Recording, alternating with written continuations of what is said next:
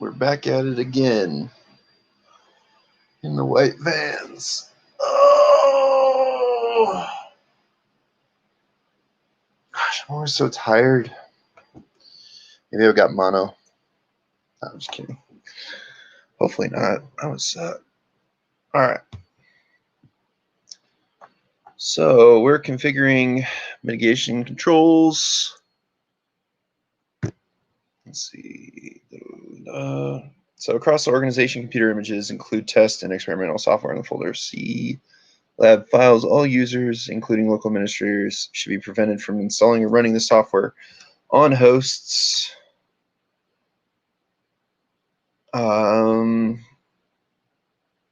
within a given organizational unit by configuring an app locker policy. Whew. This activity is designed to test your understanding of and ability to apply content examples in the following CompTIA Security Plus objectives. Oh, hey, what's up? Hello. Yeah.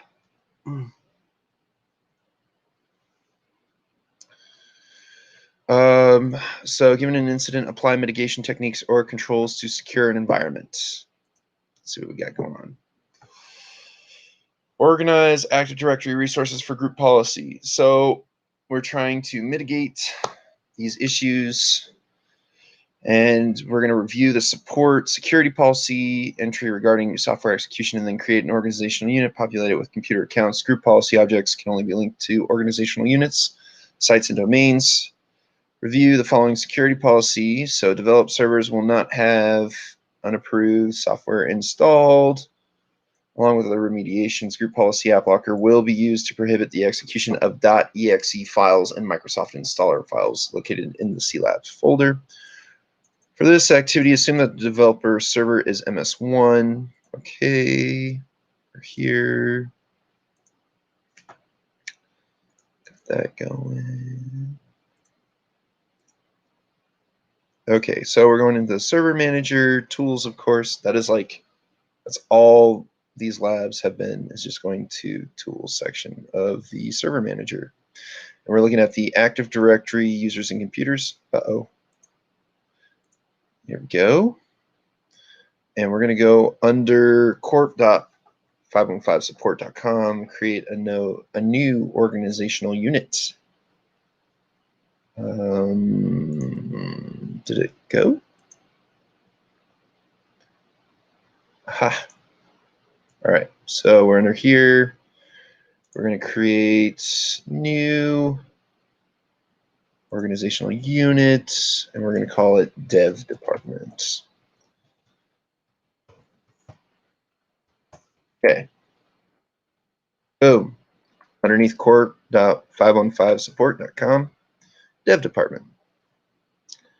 Right? Does it exist? And this is basically saying what I just did. So if we're going to create a new organizational unit, we're going to right-click on the core.515support.com, and we're going to select new, and we're going to go to organizational unit, and you can call it whatever you want. Daisies. Or falafels.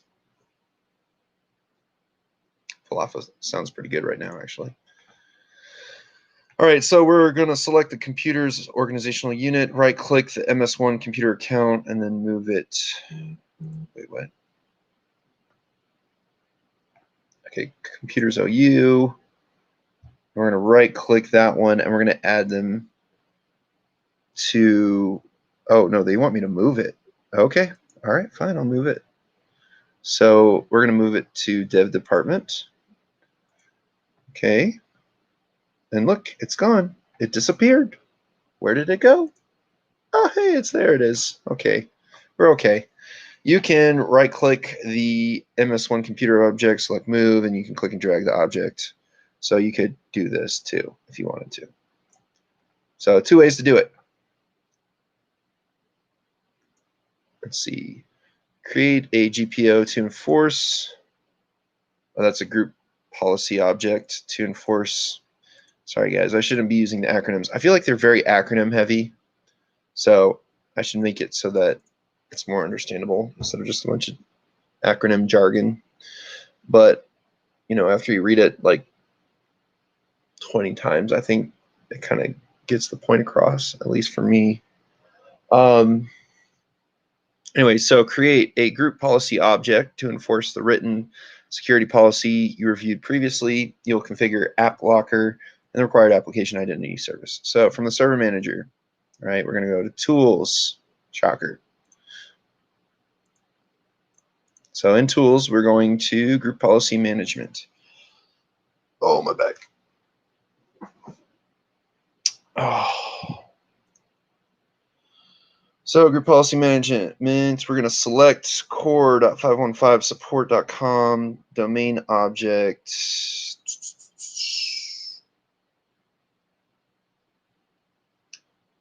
Okay, we're going to dev department. We're going to create a GPO in this domain and link it here. It's going to be called dev settings. Okay, there we go. Did that. We're going to select the dev department organizational unit to display the dev settings. Hey, look, there it is. And then we're going to edit it.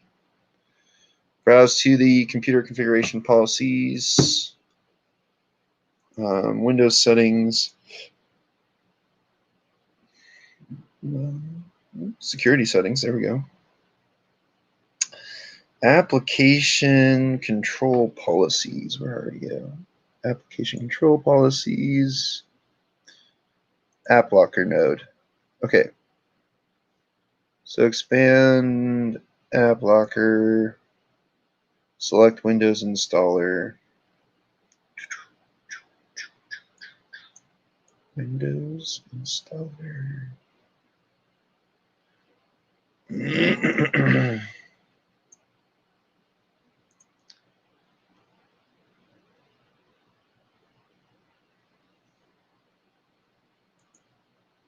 Windows installer rules. Was I supposed to right click? Okay. No, I'm okay. All right. So fill in the following values for the new app locker rule. Select next to navigate the screens. Next. We're going to deny user group everyone. So we don't like anyone. Conditions path. Okay. Oh, yes. Hey, look at that. Boom. And there are no exceptions. None. AppLocker does not uninstall existing software. It blocks the execution of specified. Okay, the default rules are currently not in the rule list for this rule collection. When creating rules, it is recommended. And you also create the default rules to ensure that important system files will be allowed to run. Do you want to create the default rules? No. And it says, yes, we want to. All right, so right-click the executable rules again. Executable rules. Oh. Oh. Very picky. All right. So now, our next rule, we're going to deny everyone again. Path.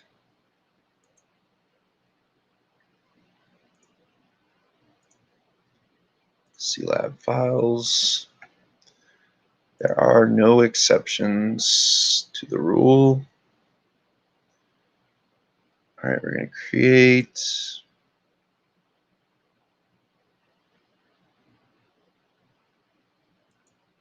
Okay, right-click the app locker node, select properties, check the configured boxes to enforce executable, and Windows installer. Let's see, yep, browsing the system services node.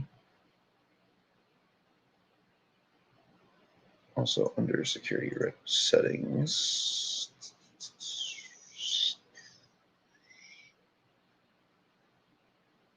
System services. Haha, found you. We're going to configure application identity to automatic. We're going to apply and hit OK. Close the group policy management editor. All right, we did that. Right click the dev setting. Okay, close that. Right click the dev settings. Okay, select save report. Will automatically save as an HTML file. Okay, we're going to just say save. It doesn't automatically save because I have to do all the typing of the name of the report, but okay, we'll go with that. What? It's there. Oh my gosh. Okay, let's do this again. Save report. It's right there. Oh! Sure. Let's try it again. Sure, the GPO was created correctly with dev settings name. Save the report. Oh, they want it on desktop? You didn't say that. Oh, come on. I'm looking in the wrong file then, is basically what you're telling me.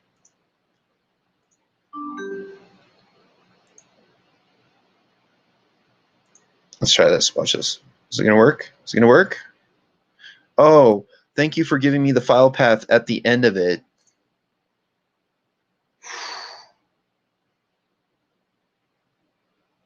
That's nice. All right. So in the group policy management, I'm going to right-click the department organizational unit and select link an existing GPO. Group policy object is the word. Okay, 515 support local admin policy. Select OK. We did that. Select the 515 support local admin policy. Select the settings tab. Oh, wait. I think it wants me to do that there.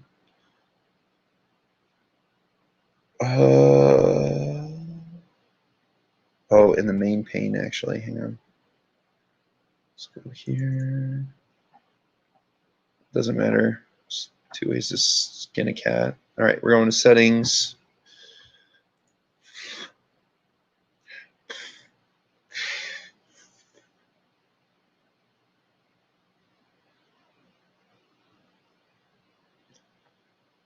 All right, we're going, so we're at show all.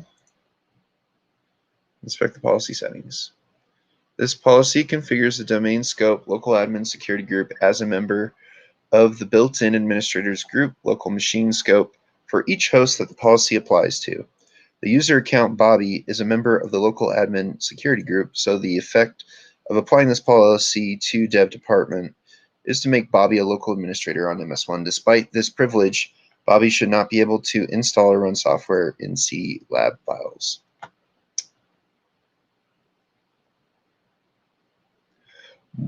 Dang it, Bobby. Dang it, Bobby. Oh, wow. Start that machine. Why is that off? It's awkward.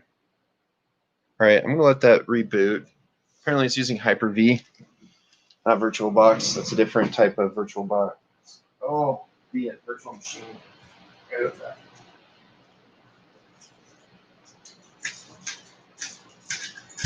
Oh, of course it loads now. I'll be back.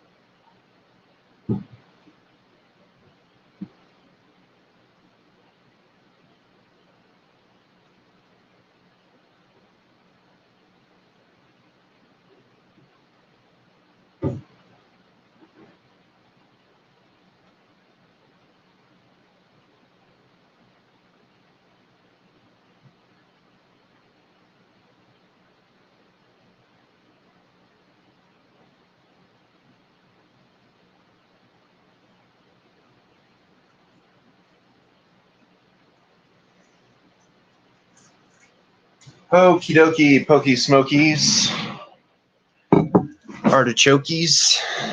Oh yeah, make it nice and cringeworthy. Yes. All right. Oh, where was I at? Yeah, we're trying to get this. Oh, we're trying to sound in as Bobby.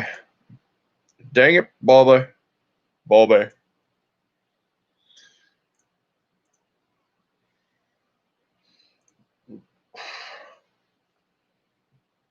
All right, so we're going into Windows PowerShell.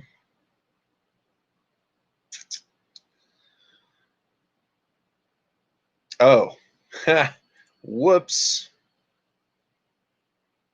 Oh, okay. All right. Let's go to Windows PowerShell, run the following command.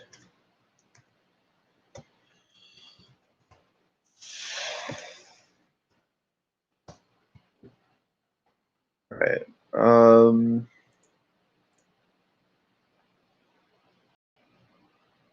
All right, where's the computer section? User.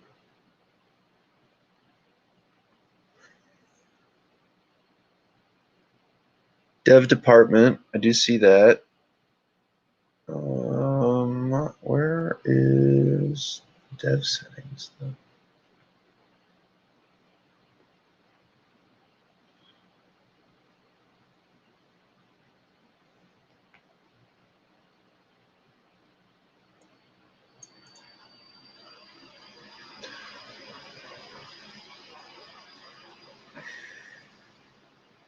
Ah, there it is. Applied group policy objects. Woo! It's a tough find there.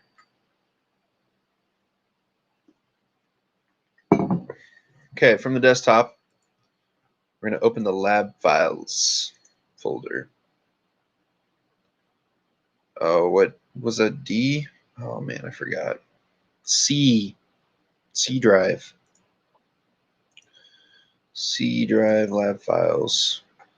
In the File Explorer, you can select the View menu and then select the box for file name extension display extension. This may be useful since your app lock policy is based on file types. So I'm going to do View.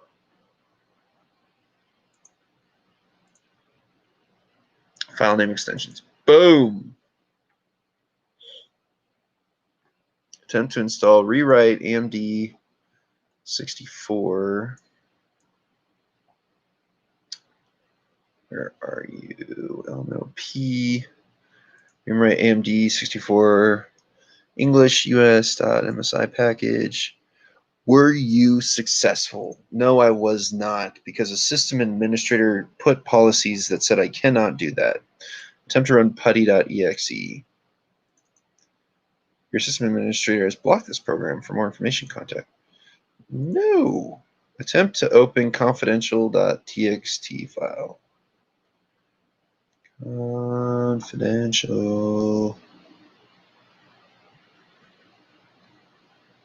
Where the heck are you? Okay, there's my confidential.txt. The password is courage. Attempt to display the CompTIA log. So remember, we did only executables. We're not allowed. So now we're going to attempt to display the CompTIA log .jpeg. Okay, where is this one? Aha! What does it say? CompTIA. Wow, nice guys. Yes. First, consider which resources you should have access to. So the app locker rules restricted to MS installers and executable files. Would those restrictions impact the basic text file or image file listed above? Answer is no. Ensure that the GPO was created, linked, and applied correctly. Copy and rewrite files to the desktop. You can execute it. Let's see. I'll show you guys. I'm being lazy right now. I should stop being lazy and do this. All right. Dang it, Bulber. Dang it, Bulber. All right. So, here's my putty. I'll just do one, okay, guys, because I think you get the gist. It's basically this file. You can't run executables. Look, putty works. Oh, it's amazing, isn't it? Won't work in that folder, but it'll work over here on the desktop. All right.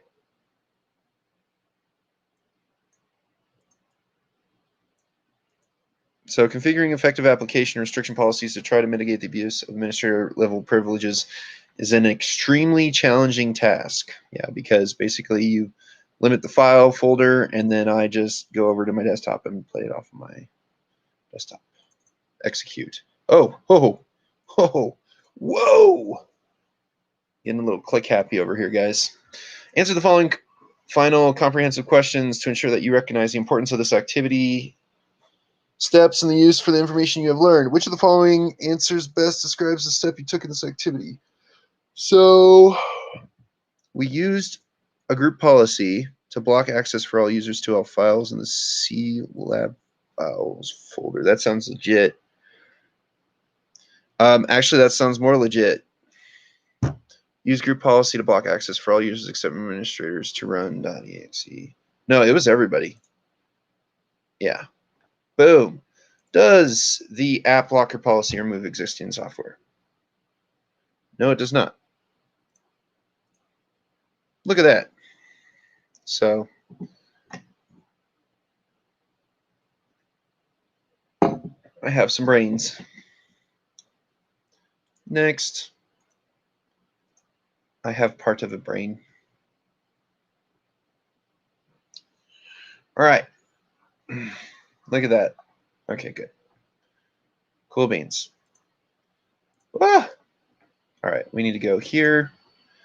Learning plan. I already finished that. Should say I finished it. What? Are you kidding me? I finished that. Are you kidding me? Don't do this to me right now. Come on, come on. Work with me, labs. Okay. Yes. Okay. So now, practice question time. All right, an engineer creates a set of tasks that queries information and runs some PowerShell commands to automate the identification of threats and other malicious activity on multiple servers. The engineer defines these tasks using which of the following?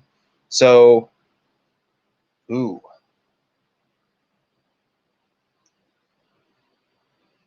So it sounds like a run book.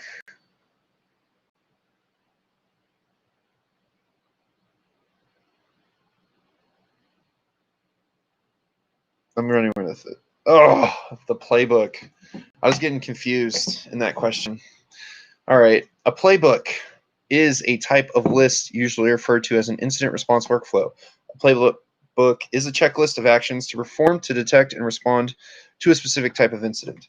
A runbook aims to automate as many stages of the playbook as possible while leaving clearly defined interaction points for human analysis. Orchestration is the action of coordinating multiple automations and possible manual activity to perform a complex multi-step task. Automation, unlike orchestration, is the action of scripting a single activity.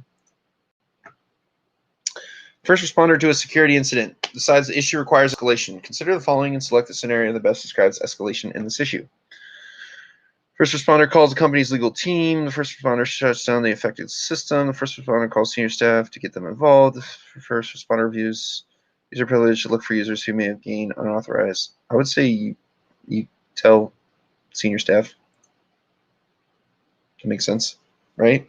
So you see a problem and you call it out. It's just like if there's a fire, they don't tell you to put out the fire. They tell you to call 911 first. And then you try to fight the fire if you can.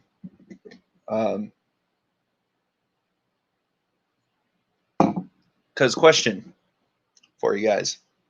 If, let's say, you're fighting the fire, you don't call anybody for backup, but you become incapacitated somehow. You know what? There's too much smoke in the room. You pass out. Well, guess what? You're going to burn with the rest of what else is burning because nobody knows. No one's coming to save you. So just something to think about when you see a fire is to take into account letting other people know.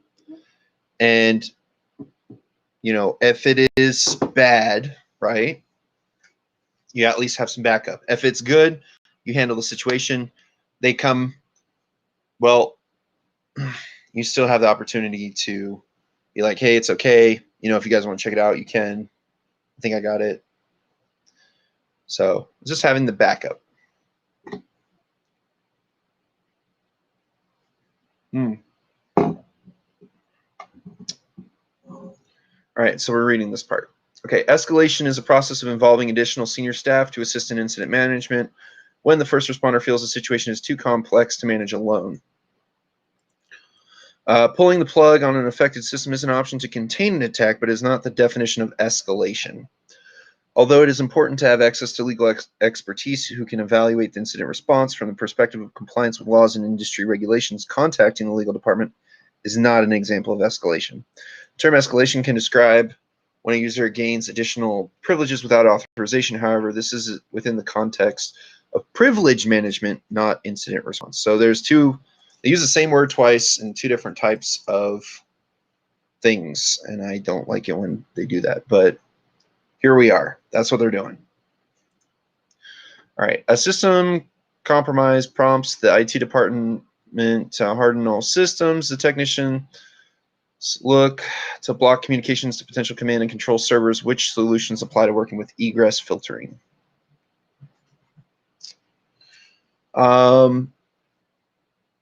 So technician looks to block communication systems, potential command and control servers. Immediate copying of tag data, restrict DNS lookups.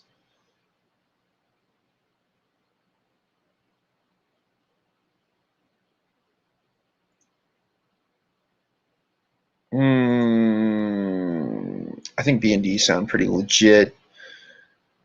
I'm going with that. Haha! I win. I'm a winner.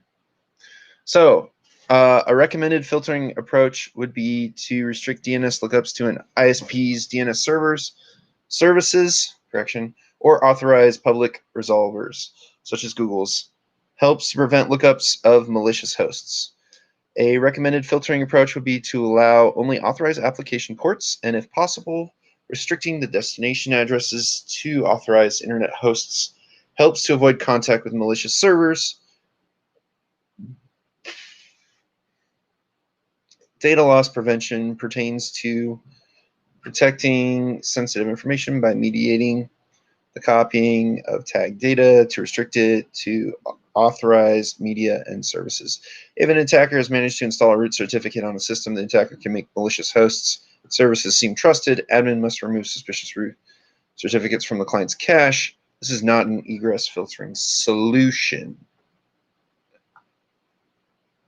So it's good. Like, I wanted to pick C, but it doesn't deal with egress filtering. And that's why I stayed away from that one. Gotta be really paying attention to these questions. They can really throw you through one. A security analyst needs to review attack information on a compromised system. The analyst would be most successful using which containment approach? Okay, the security analyst needs to review attack information. Looking at the logs, that's not even in here.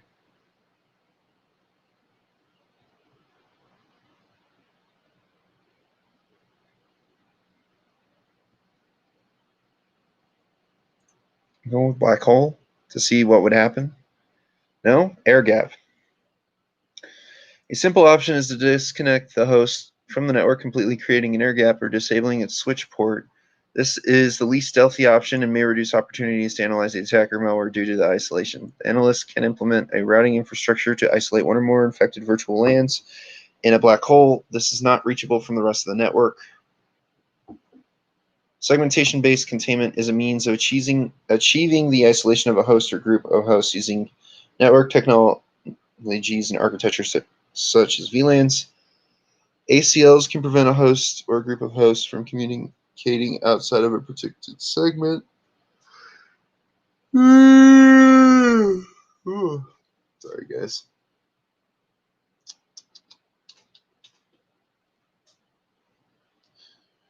All right, so there's that. A systems administrator suspects that a virus has infected a critical server. In which step of the incident response does the administrator notify stakeholders of the issue? Identification.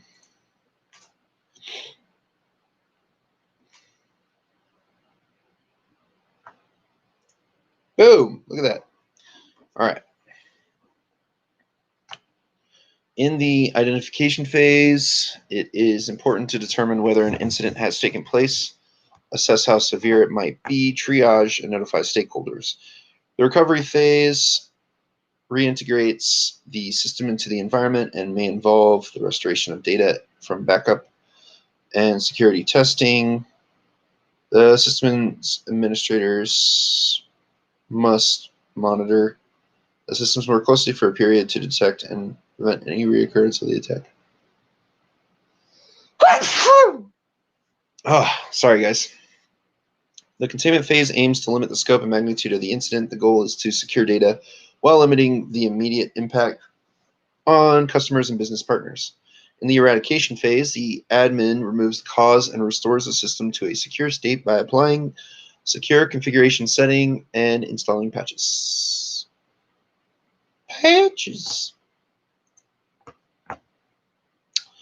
A security team desires to modify event logging for several network devices. One team member suggests using the configuration files from the current logging system with another open format that uses TCP with a secure connection. Which format does the team member suggest?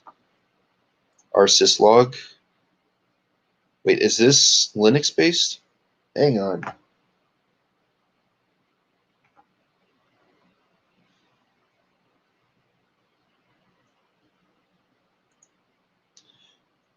I don't know if it's Linux or Windows based though. Okay.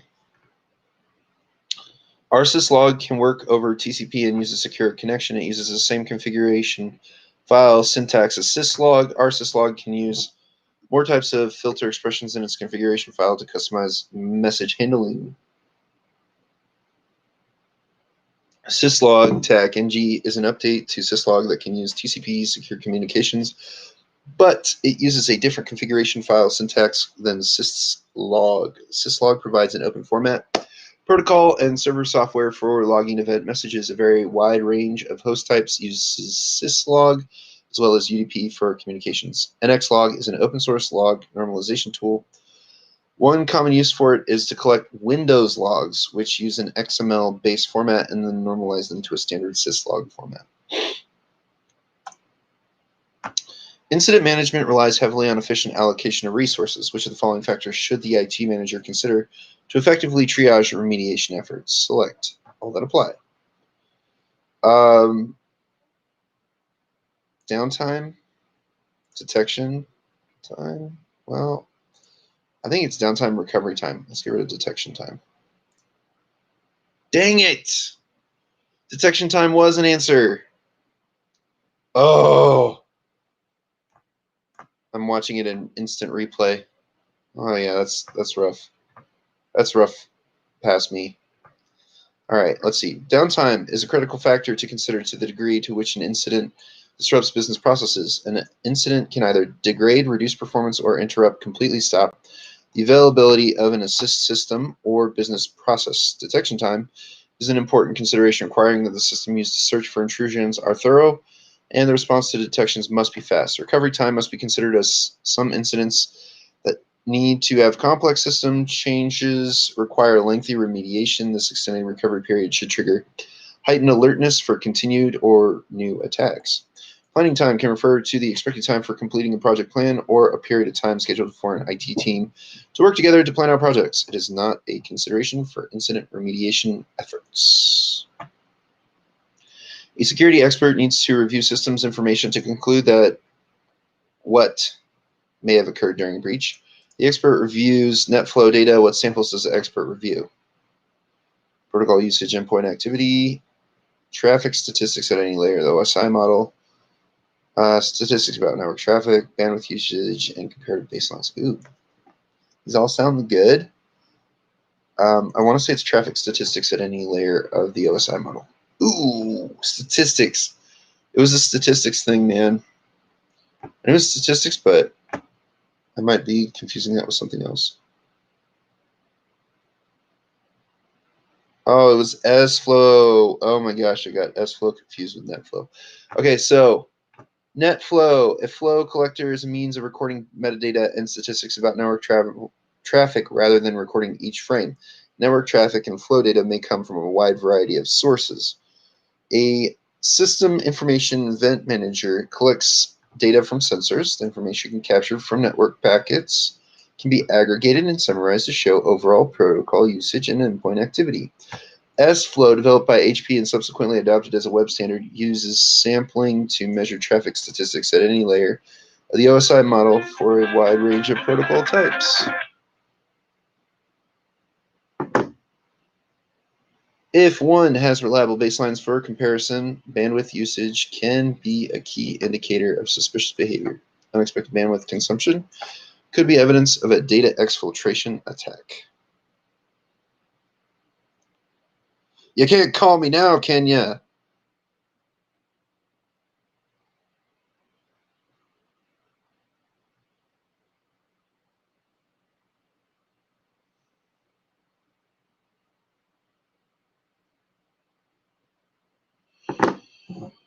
All right.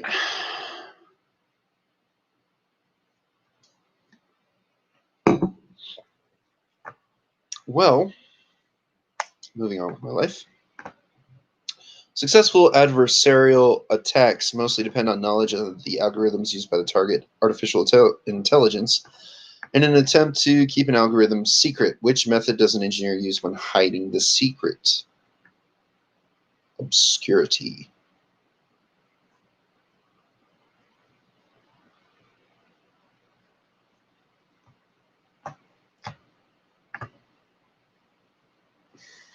Actually, it's AI training on this one, artificial intelligence training. Oh, it was obscurity. Oh my gosh. Oh. I was like, wait. I always second guess myself, man. I'm always bad at tests. Always bad at tests. Seriously. Okay. So, keeping algorithms, secret forces, and adversarial AI, artificial intelligence, use black box techniques, which are more difficult to develop. Algorithm secrecy is secrecy by obscurity, hiding, however, and difficult to ensure that an adversary cannot discover the secret. A solution to prevent AI artificial intelligence attacks is to generate adversarial examples and train the AI system to recognize them. An option for preventing or reducing artificial intelligence attacks is to develop a filter that can detect and block adversarial samples as they are submitted. Engineers use artificial intelligence, AI types, extensively for user and entity behavior analytics. Arrange the following stages of the incident response lifecycle in the correct order. Identification, containment, eradication, recovery. I like D the best. What? It was A? What? Preparation required. Okay, stage 1. Preparation requires making the system resilient to attack in the first place. Hardening systems, writing policies and procedures. Fine.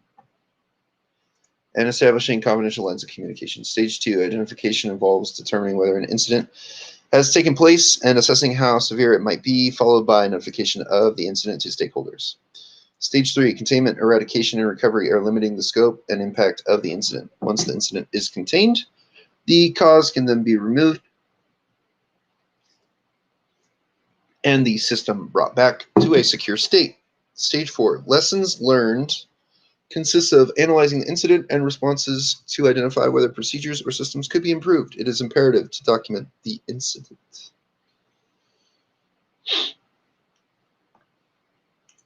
Well, I'm horrible at life. An administrator uses data from a security information and event management system to identify potential malicious activity. Which feature does the administrator utilize when implementing rules to interpret relationships between data points to diagnose incidents?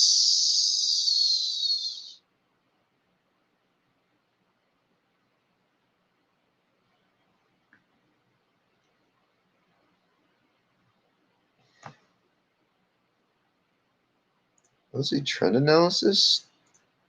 No, correlation, really? All right, correlation means interpreting the relationship between individual data points to diagnose incidents of significance to the security team. A security information event manager correlation rule is a statement that matches certain conditions.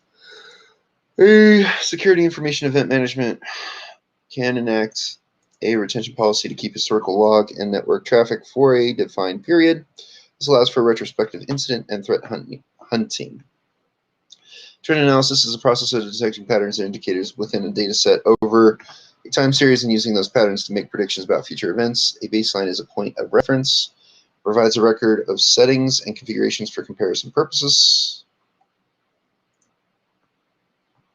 When endpoint security experiences breach, there are several classes of vector to consider for mitigation. Which type relates to exploiting an unauthorized service port change? A weak configuration. What? Okay, fine, whatever. Configuration drift. Configuration drift applies when malware exploits an undocumented configuration change, shadow IT software, or an unauthorized service port, for instance.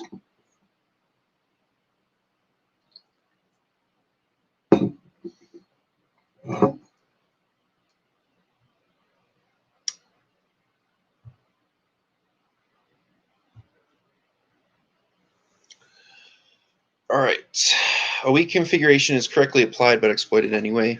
Review of the settings is recommended to ensure the highest level of security of endpoint protection, AV host firewall, content filtering, data loss prevention, or mobile device management. Could have prevented an attack, then investigate the possibility of the lack of security controls. Social engineering means that a user executed an exploit. Use security education awareness to reduce the risk of future attacks succeeding. An engineer needs to review systems metadata to conclude that what may have occurred during breach. The first step the engineer takes in the investigation is to review the messenger transits agent. I think it's something like that. Messenger transfer agent. Information in an internet header. Which data type does the engineer review? They review email. Boom.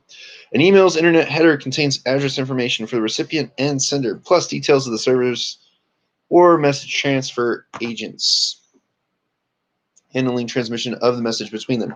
When a client requests a resource from a web server, the server returns the resource plus header settings or describes its properties.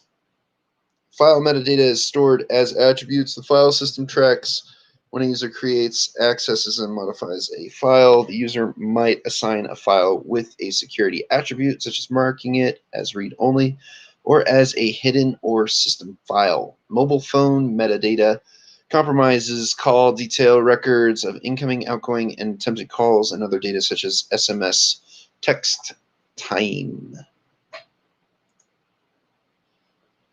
During weekly scans, a system administrator identifies a system that has software installed that goes against security policy. The system administrator removes the system from the network in an attempt to limit the effect of the incident on the remainder of the network. Apply the computer security incident handling guide principles to determine which stage of the incident response lifecycle the administrator has entered. Containment, eradication, and recovery. Boom. The system administrator has entered the containment, eradication, and recovery stage by removing the system from the network. This action contains the incident and protects the other network resources. This is also the stage where the administrator will repair the system and bring it back online or replace it. Preparation is the stage where the admin puts controls in place to prevent the software from being installed. The identification stage was completed when the scan was conducted and the unauthorized software identified. The lessons learned stage will occur after the containment, eradication, and recovery stage is completed, and lessons learned will be utilized to improve the security of the network. Moving on. A user calls the help desk to report that Microsoft Excel continues to crash when used. The technician would like to review the logs and attempt to determine the cause, analyze the types of logs to determine which would contain the information the technician needs. So it's Microsoft Excel continues to crash. That would be, I think, an event log for Microsoft Excel. Oh, look at that.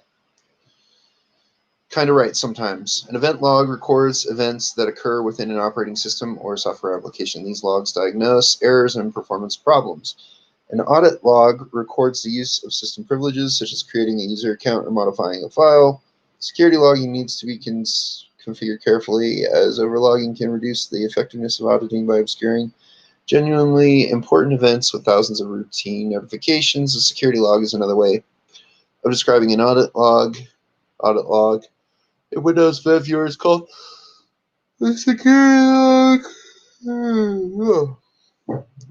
An access log is for server applications such as Apache, which can log each connection or request for a resource. Look at me go. All right, so we're now going into explaining digital forensics. Cool beans, man. Cool beans. Let's see, I'm in lesson 18. I've got 21 lessons in total. Oh, I'm so close. And I could just start taking tests over and over and over again until I go insane. Yeah. Let's see.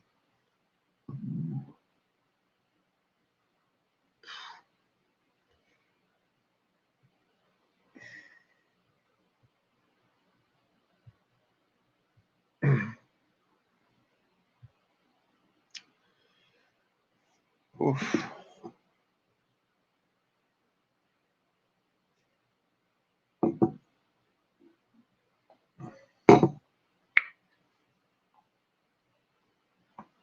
Okay. Where incident response emphasizes the swift eradication of malicious activity, digital forensics requires patient capture, preservation, and analysis of evidence using verifiable methods. You may be called on to assist with an investigation into the details of a security incident and to identify threat actors. To assist these investigations, you must be able to summarize the basic concepts of collecting and processing forensic evidence that could lead used in legal action or for strategic counterintelligence.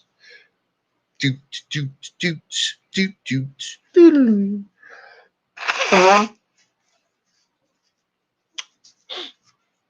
Doodaloo.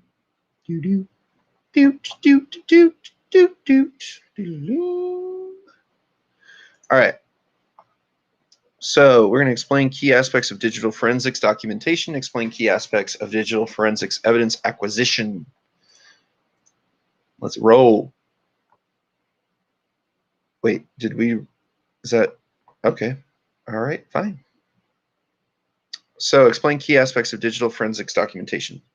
Documentation is critical to collecting, preserving, and presenting valid digital proofs. Mistakes or gaps in the record of the process can lead to the evidence being dismissed. You should be able to explain key aspects of forensics documentation so that you can give effective assistance to investigators. So I've been told that as a cybersecurity analyst, you could end up in court and you might have to explain things. If you do something to the system, you can supposedly compromise your evidence. So I probably need to talk about that. Let's see what they're going on. Key aspects of digital forensics. Digital forensics is the practice of collecting evidence from computer systems to a standard that will be accepted in a court of law. Forensics investigations are most likely to be launched against crimes arising from insider threats, notably fraud or misuse of equipment to download or store obscene material. For instance, prosecuting external threat sources is often difficult, as the threat actor may well be in a different country or have taken effective steps to disguise his or her location and identity. Such prosecutions are normally initiated by law enforcement agencies, where the threat is directed against military or governmental agencies or is linked to organized crime. Evidence, documentation, and admissibility. Like DNA or fingerprints, digital evidence is latent. Latent means that the evidence cannot be seen with the naked eye. Rather, it must be interpreted using a machine or process. This means that great care must be taken to ensure the admissibility of digital evidence, as well as the physical evidence, a hard drive, for instance. Digital forensics requires documentation showing how the evidence was collected and analyzed without tampering or bias. So I can't say that, who was it over here? Yeah. Restream bot, that moderator. I know what they did. I don't like Restream bot, so they're guilty. Can't do that. Due process is a term used in U.S. and the United Kingdom. I should say United States and the United Kingdom. Common law to require that people only be convicted of crimes following the fair application of the laws of the land. So we got to be fair, guys. We can't just prosecute people. You're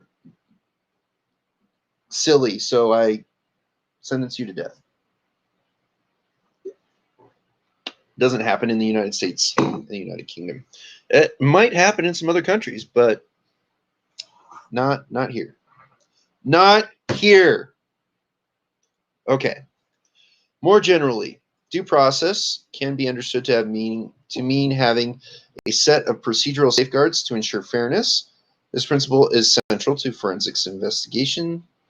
If a forensic investigation is launched, or if one is a possibility, it is important that technicians and managers are aware of the processes that the investigation will use.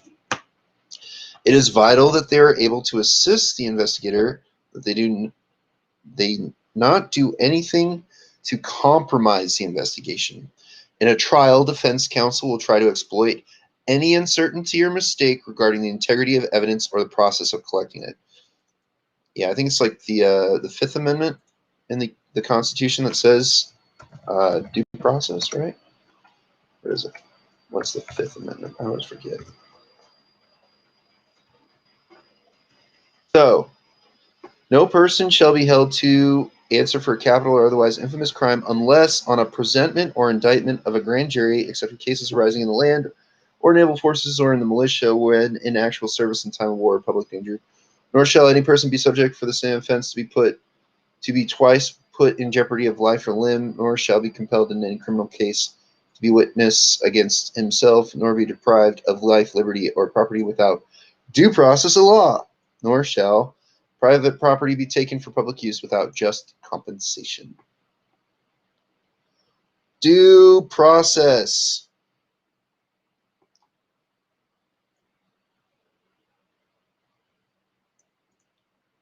You have the right to remain silent. Anything you do can be held against you in a court of law. Anything you do or say can be held against you in a court of law. So the first response period following detection and notification is often critical. To gather evidence successfully, it is vital that staff do not panic or act in a way that would compromise the investigation. Just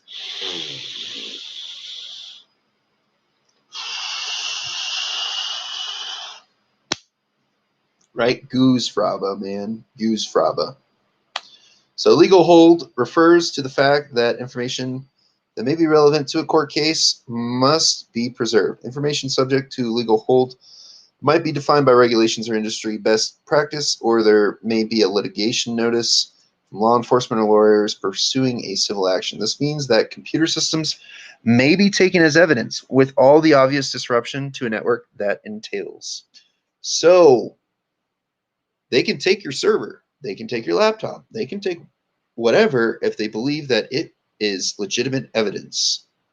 Okay, so something to take into consideration there. Chain of custody.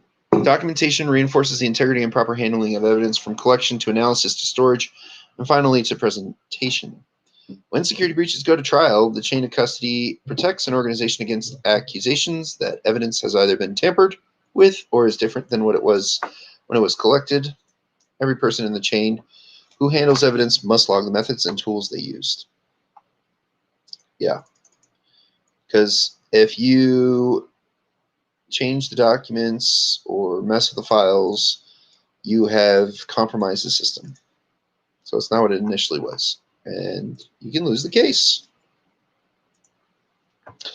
Digital forensics report. A digital forensic report summarizes the significant contents of the digital data and the conclusions from the investigator's analysis. It is important to note that strong ethical principles must guide forensics analysis. Analysis must be performed without bias. Conclusions and opinions should be formed only from the direct evidence under analysis. Analysis methods must be repeatable by third parties with access to the same evidence. Ideally, the evidence must not be changed or manipulated. If a device used as evidence must be manipulated to facilitate analysis, disabling the lock feature of a mobile phone or preventing a remote wipe, for example, the reasons for doing so must be sound. The process of doing so must be recorded. Defense counsel may try to use any deviation of good ethical and professional behavior to have the forensic investigators' findings dismissed.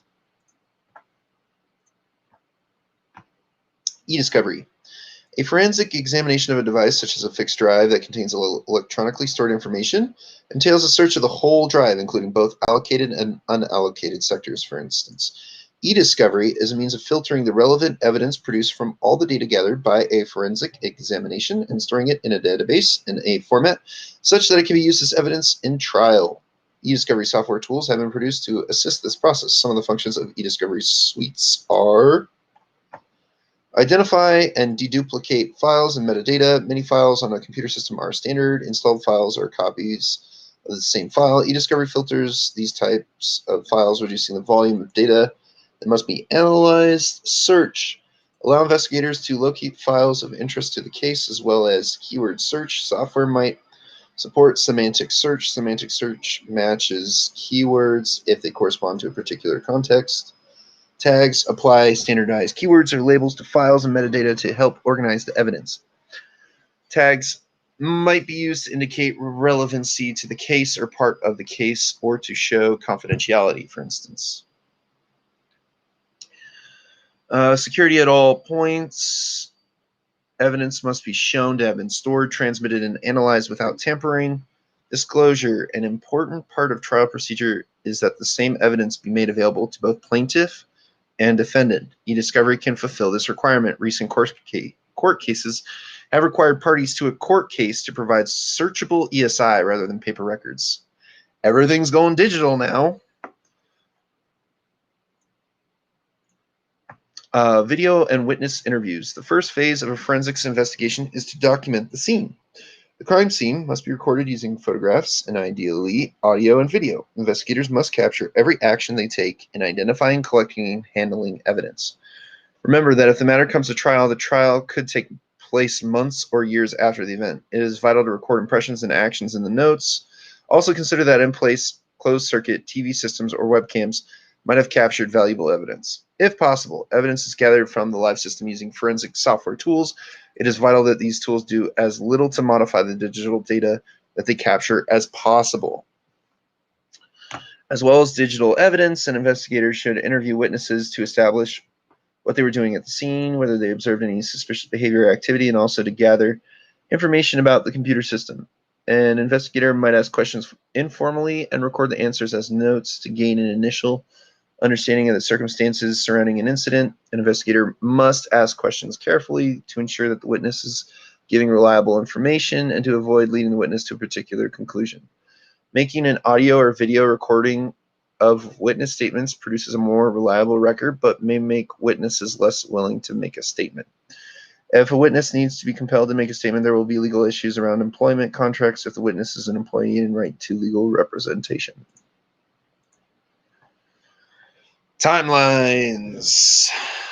Yeah, you need those. Timelines. A significant part of a forensic investigation will involve tying events to specific times to establish a consistent and verifiable narrative.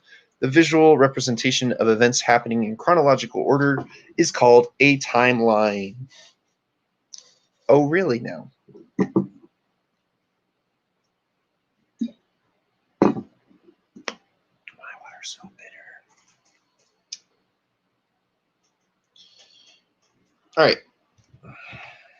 Operating systems and file systems use a variety of methods to identify the time at which something occurred. The benchmark time is coordinated universal time,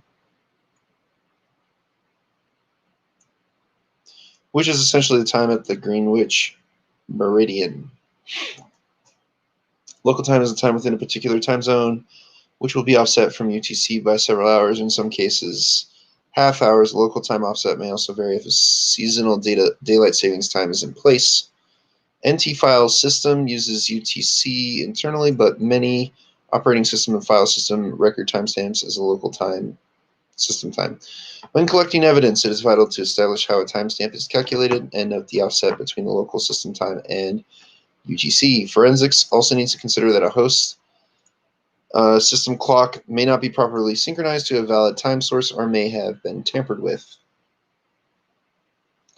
Most computers are configured to synchronize the clock to a network time protocol server. Closely synchronized time is important for authentication audit systems to work properly. The right to modify a computer's time would normally be restricted to administrator level accounts on enterprise networks, and time change events should be logged. So this is autopsy to generate a timeline and events from a disk image, the sleuth kit. I've actually never used this before.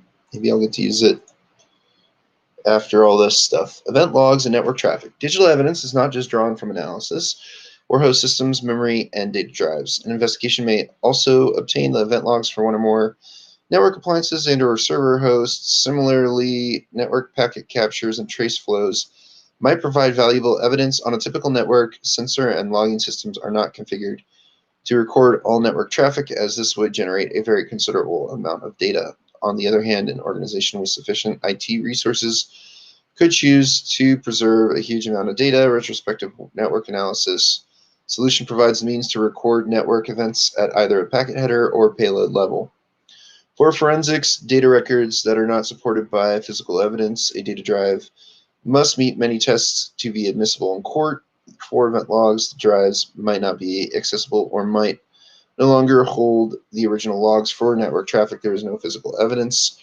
Where logs and network traffic are captured in a system information event manager, the system information event manager should demonstrate accuracy that all relevant data was captured, and the integrity that neither party could have tampered with the data.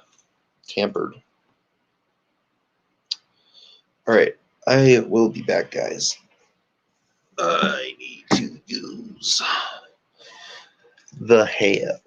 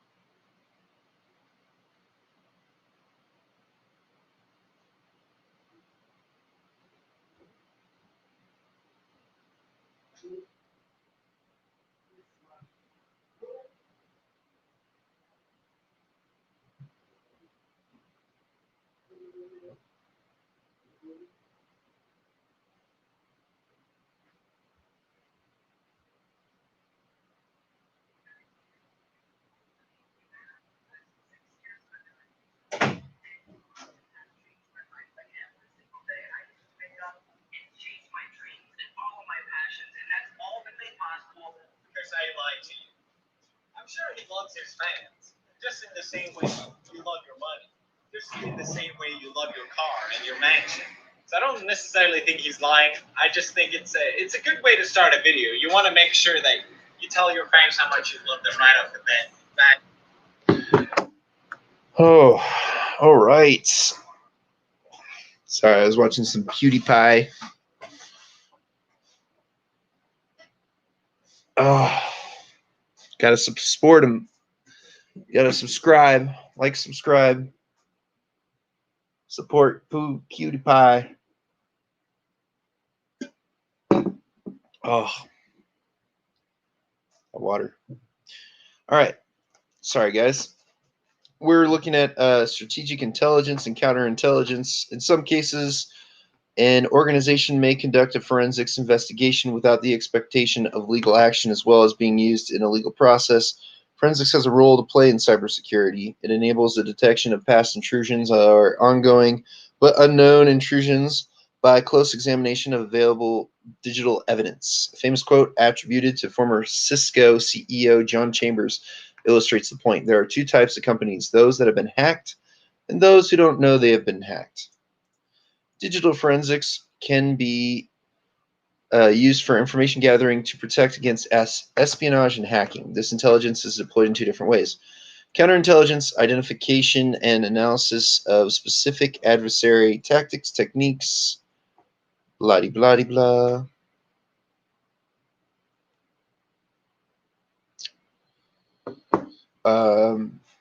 Tactics, techniques, and procedures.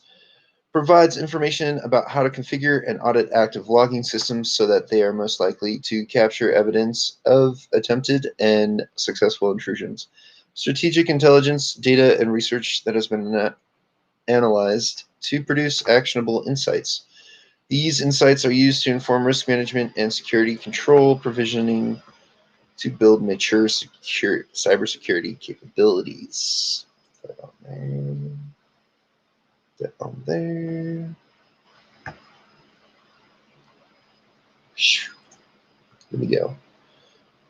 Oh, 9 minutes. I got to go to Certified Ethical Hacker. Oh! What is the significance of the fact that digital evidence is latent? Means that you will have to find software or processes to discover the footprint.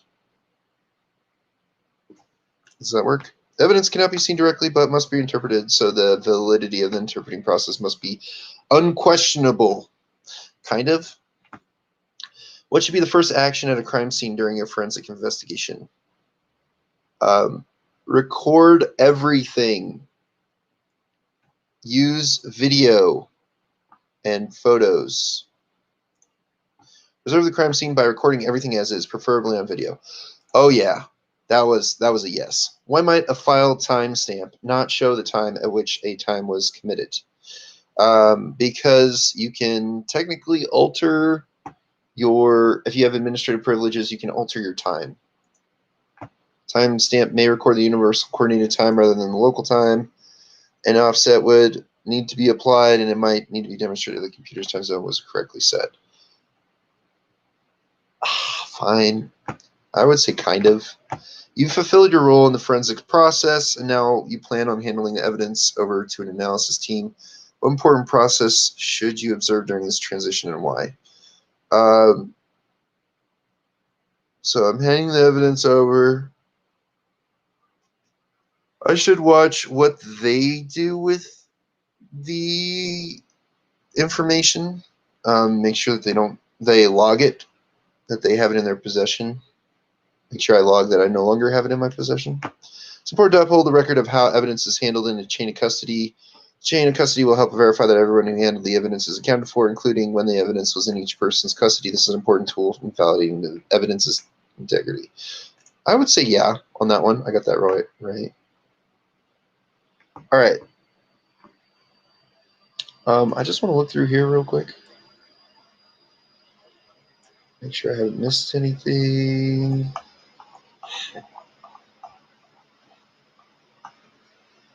So we're at 18B.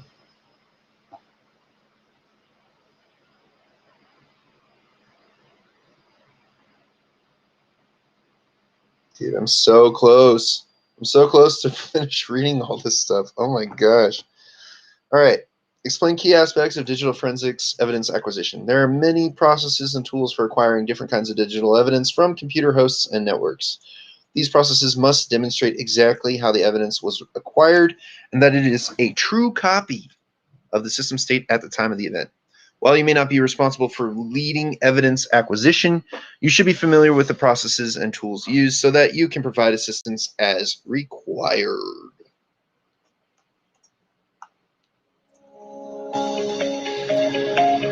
When it comes to investigating security incidents, there are various guidelines to think about. First of all, one of the big ones is chain of custody. Whenever you have any sort of evidence or data, you have to make sure you tell, where it came from and whose hands it's been in, where it's been. Because in a court of law, or even in a less formal situation than that, there will be all sorts of questions as to, okay, you have evidence. Has it been tampered with? Has it been accidentally, altered in some sort of way? So the idea is that as you get evidence, you have to find some sort of way to bag and tag it.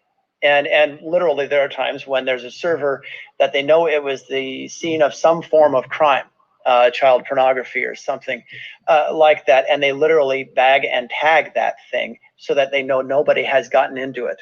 Also, whenever you take a disk image or a network packet capture or a memory dump, there are ways of marking that so that it has certain timestamps. So there are guidelines for taking this information so that you have a proper chain of custody. But let me give you a couple examples of some of the procedures that happen or some of the things that you can look at in case of an attack. In this case, I've got a packet capture of the Eternal Blue attack. This is basically an attack against Microsoft oriented systems that happens on port 445. So I've got a simple packet capture. This could be seen as evidence of a crime. And in fact, this red, this stuff that is in red, these packets that are in red, Wireshark's not an intrusion detection device, but it knows a strange packet when it sees it. This is actually the beginning of that attack, and you can even do an analysis of some of the statistics and do an I/O graph, and you can see where there's kind of normal traffic, and then there was a spike here. That's where the attacking system attacked the victim. Once you have information like this, you can certainly save that packet capture.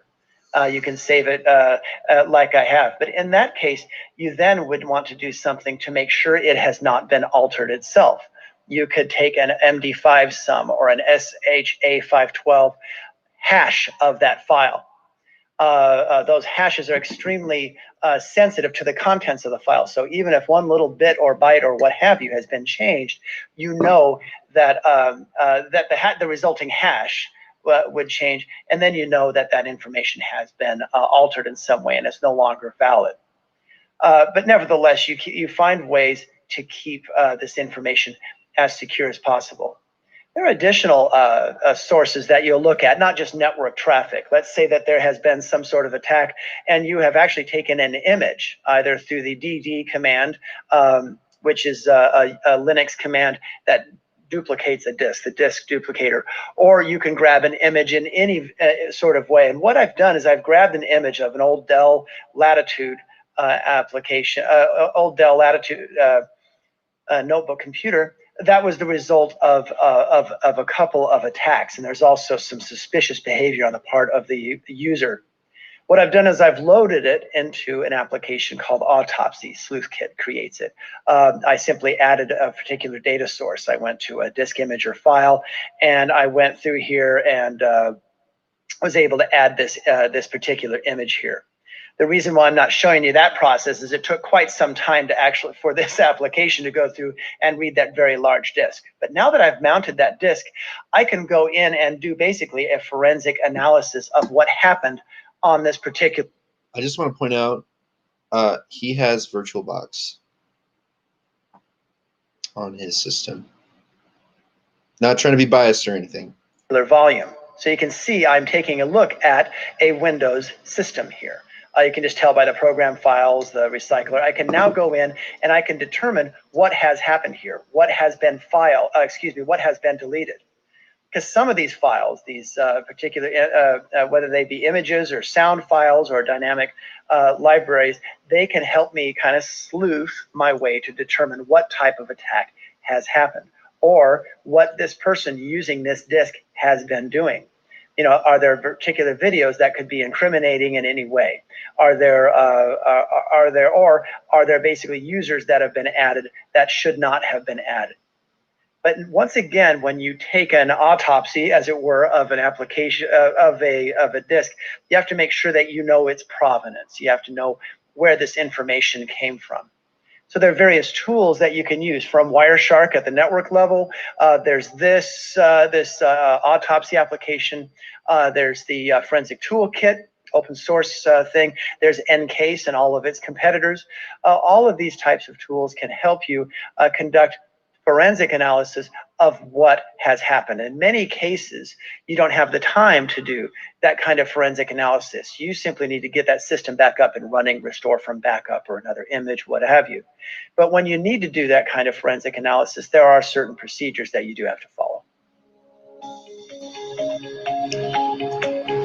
Follow the procedures. All right, that is going to be it for this. And now I shall make a transition over to Certified Ethical Hacker.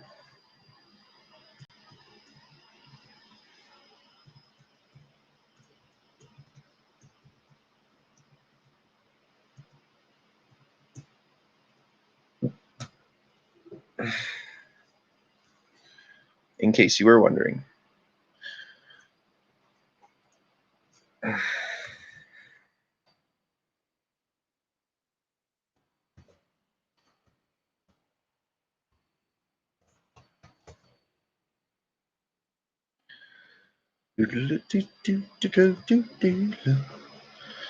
Lots of expensive stuff.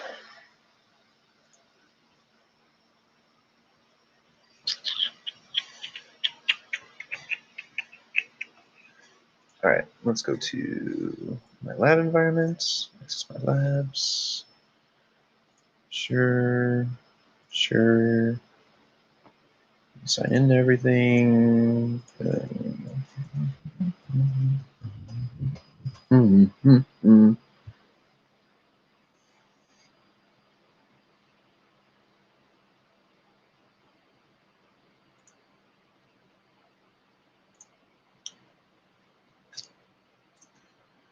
All right. As I wait for this, I'll get up and I will stretch because that's important. You need to stretch. You gotta stretch. Yeah. Ow, my knee.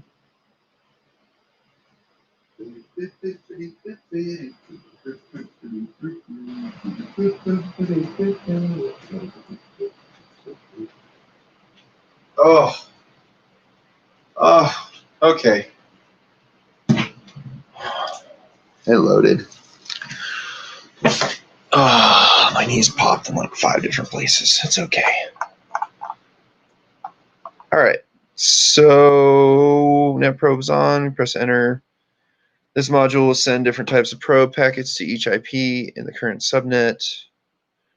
Type net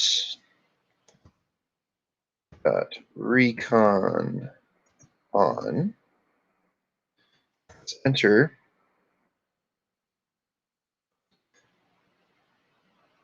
This module is responsible for periodically reading the system ARP table to detect new hosts on the network. The net.recon module displays the detected active IP addresses on the network in real time.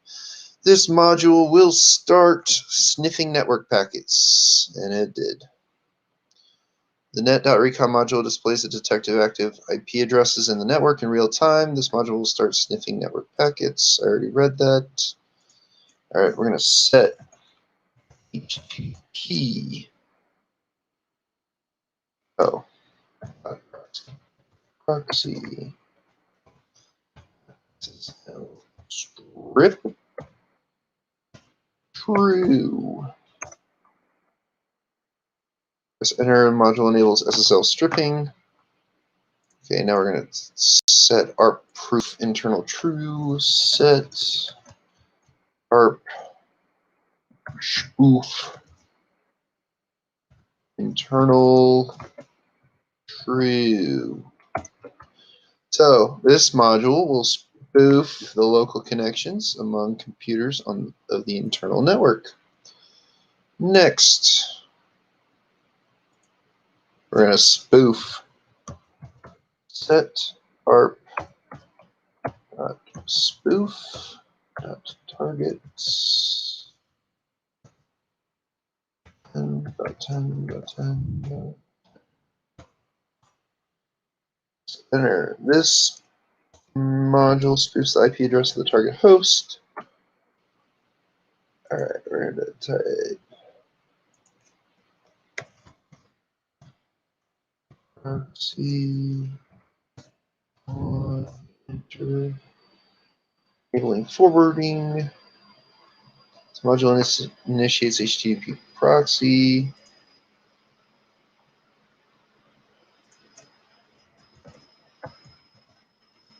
Spoof.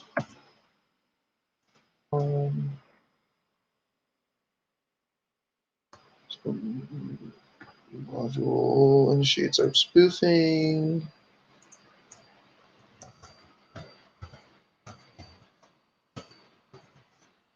This module is responsible for performing sniffing on the network.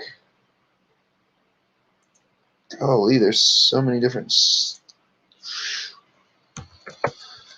set net.sniff.rig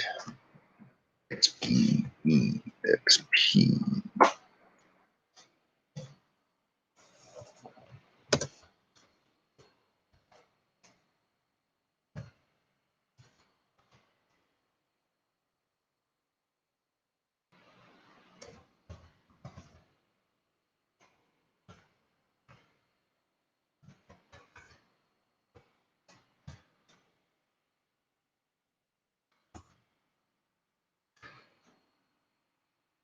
This module will only consider the packet sent with a payload matching the given regular expression in this case.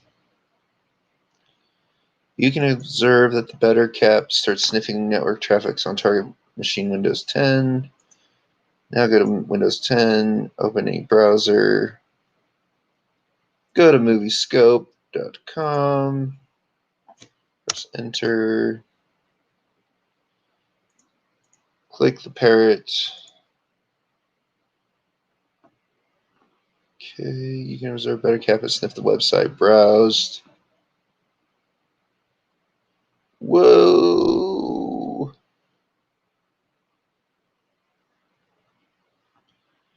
You can observe the better cap has sniffed the website browsed by the victim on the target system as shown in the screenshot. Click Windows 10.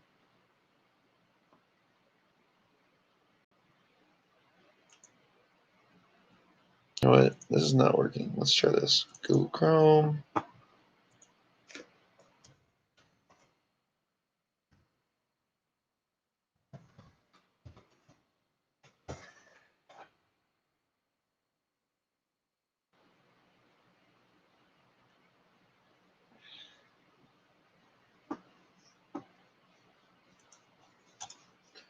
I would like to, but I cannot.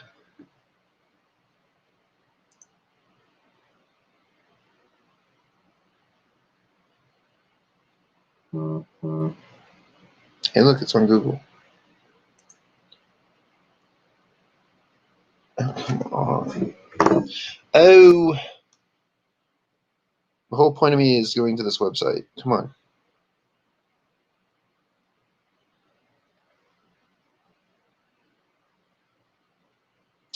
I don't like the new Oakley arrivals. Style's all wrong. What happened to the mill frame? That's the best.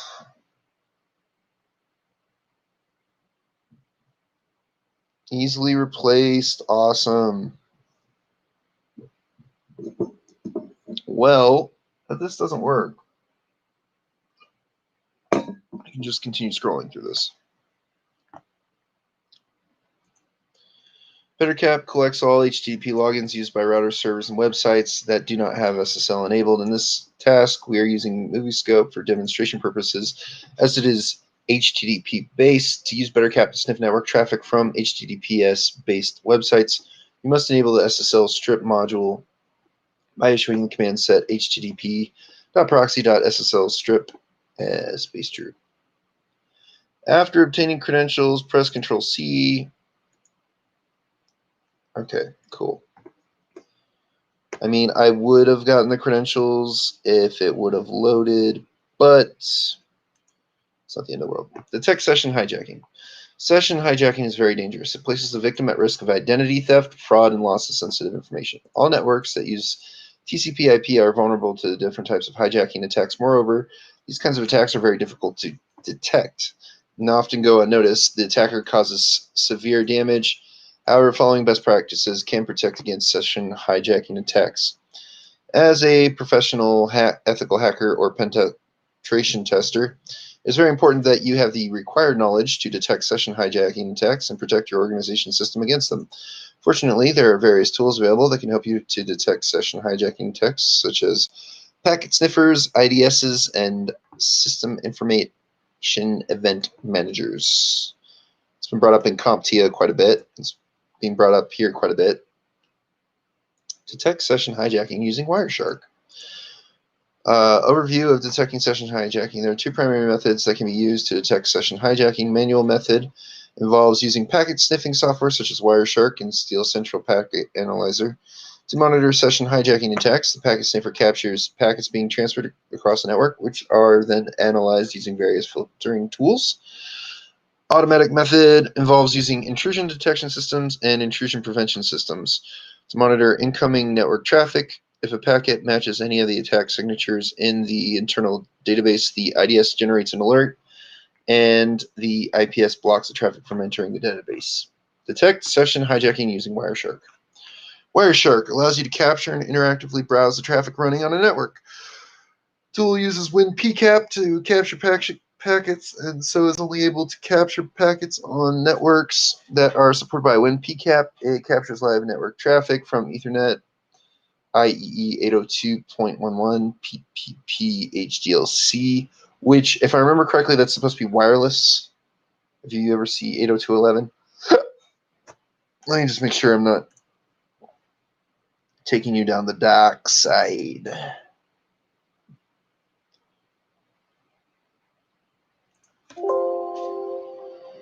Yeah. IEEE.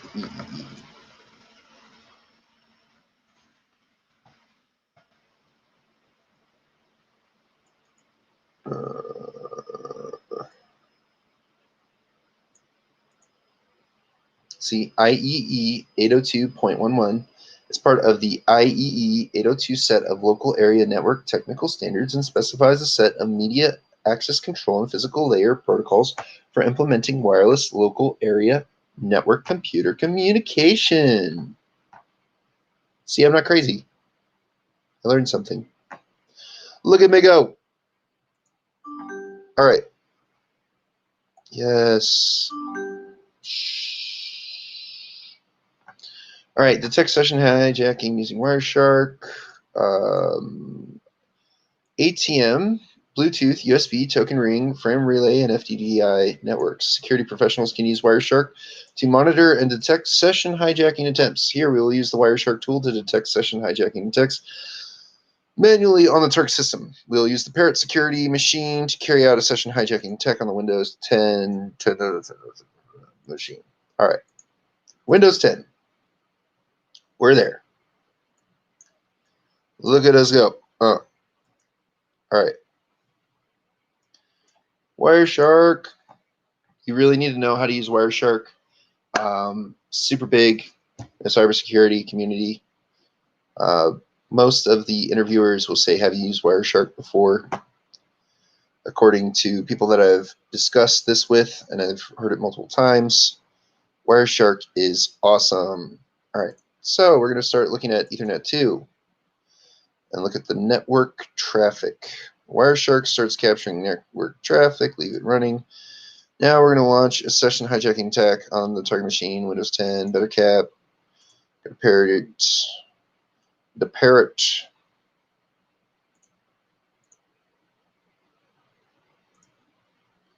All right, so what I'm going to do is I'm just going to exit out of here. Oh, maybe I should hit Control-C. Oh, there. Already done. Yeah. All right, so we're just going to go into better cap. Tech iFace 0. Oh, no. That finger to C. There. So the iFace specifies the interface to bind to, in this example, Ethernet 0. All right, so now we're going to do net. Whoa. Oh, I need a period there.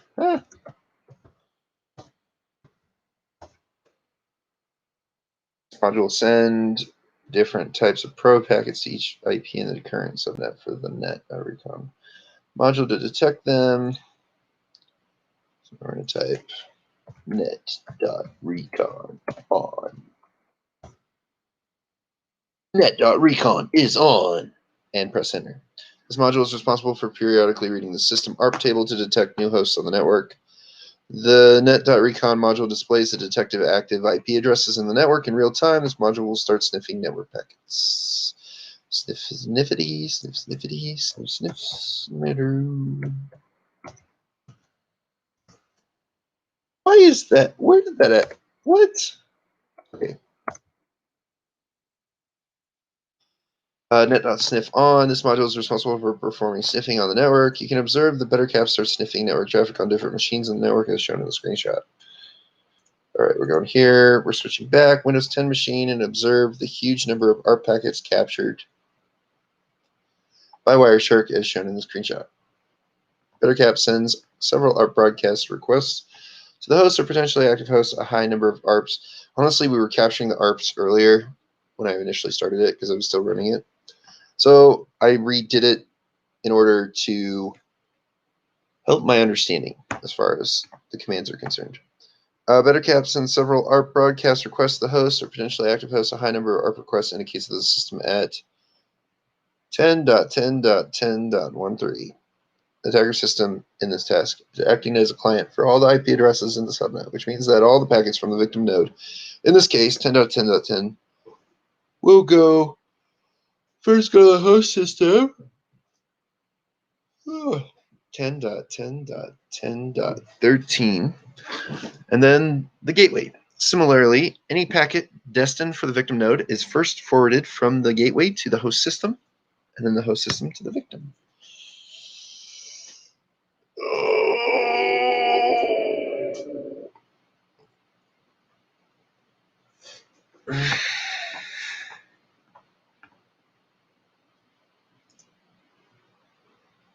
This concludes the demonstration of how to detect a session hijacking attack using Wireshark. Yes. Look at me go. Look at me go. Look at my training. Past due. I'm trying to catch up, okay? Give me a break. How's that incomplete? Whatever. I'm going to have to just click through all this stuff and say complete. All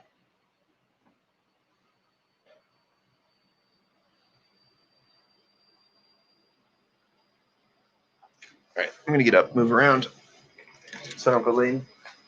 Out, knees. Up goes my knees.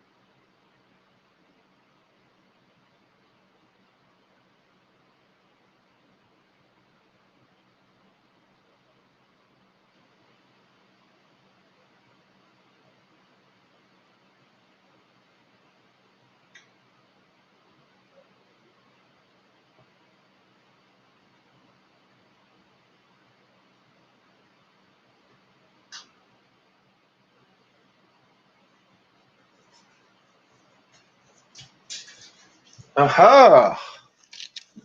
You have finally loaded. I have you now. Okay, let's go. Whoop! It's okay. I did all this, but you told me I didn't do it. Yes, I want to end my lab. Let's refresh. Boom. Thank you. All right. Evading IDS, firewalls, and honeypots. How many of these guys do again? 19.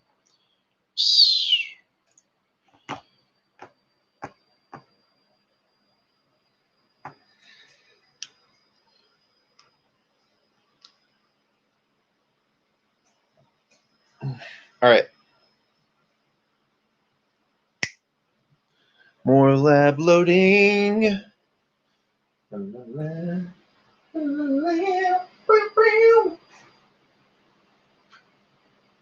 to try and crack my back real quick. I think it'll work. It'll work really well.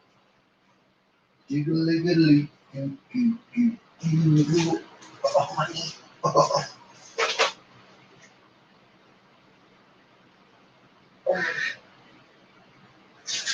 A little bit. pop.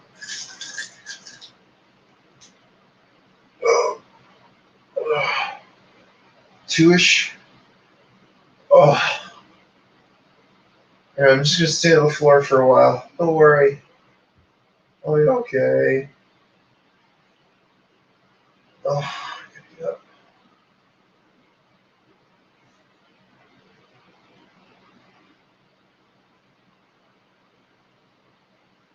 Oh. Pop, pop, pop, pop, pop, pop. Popolodian. Okay.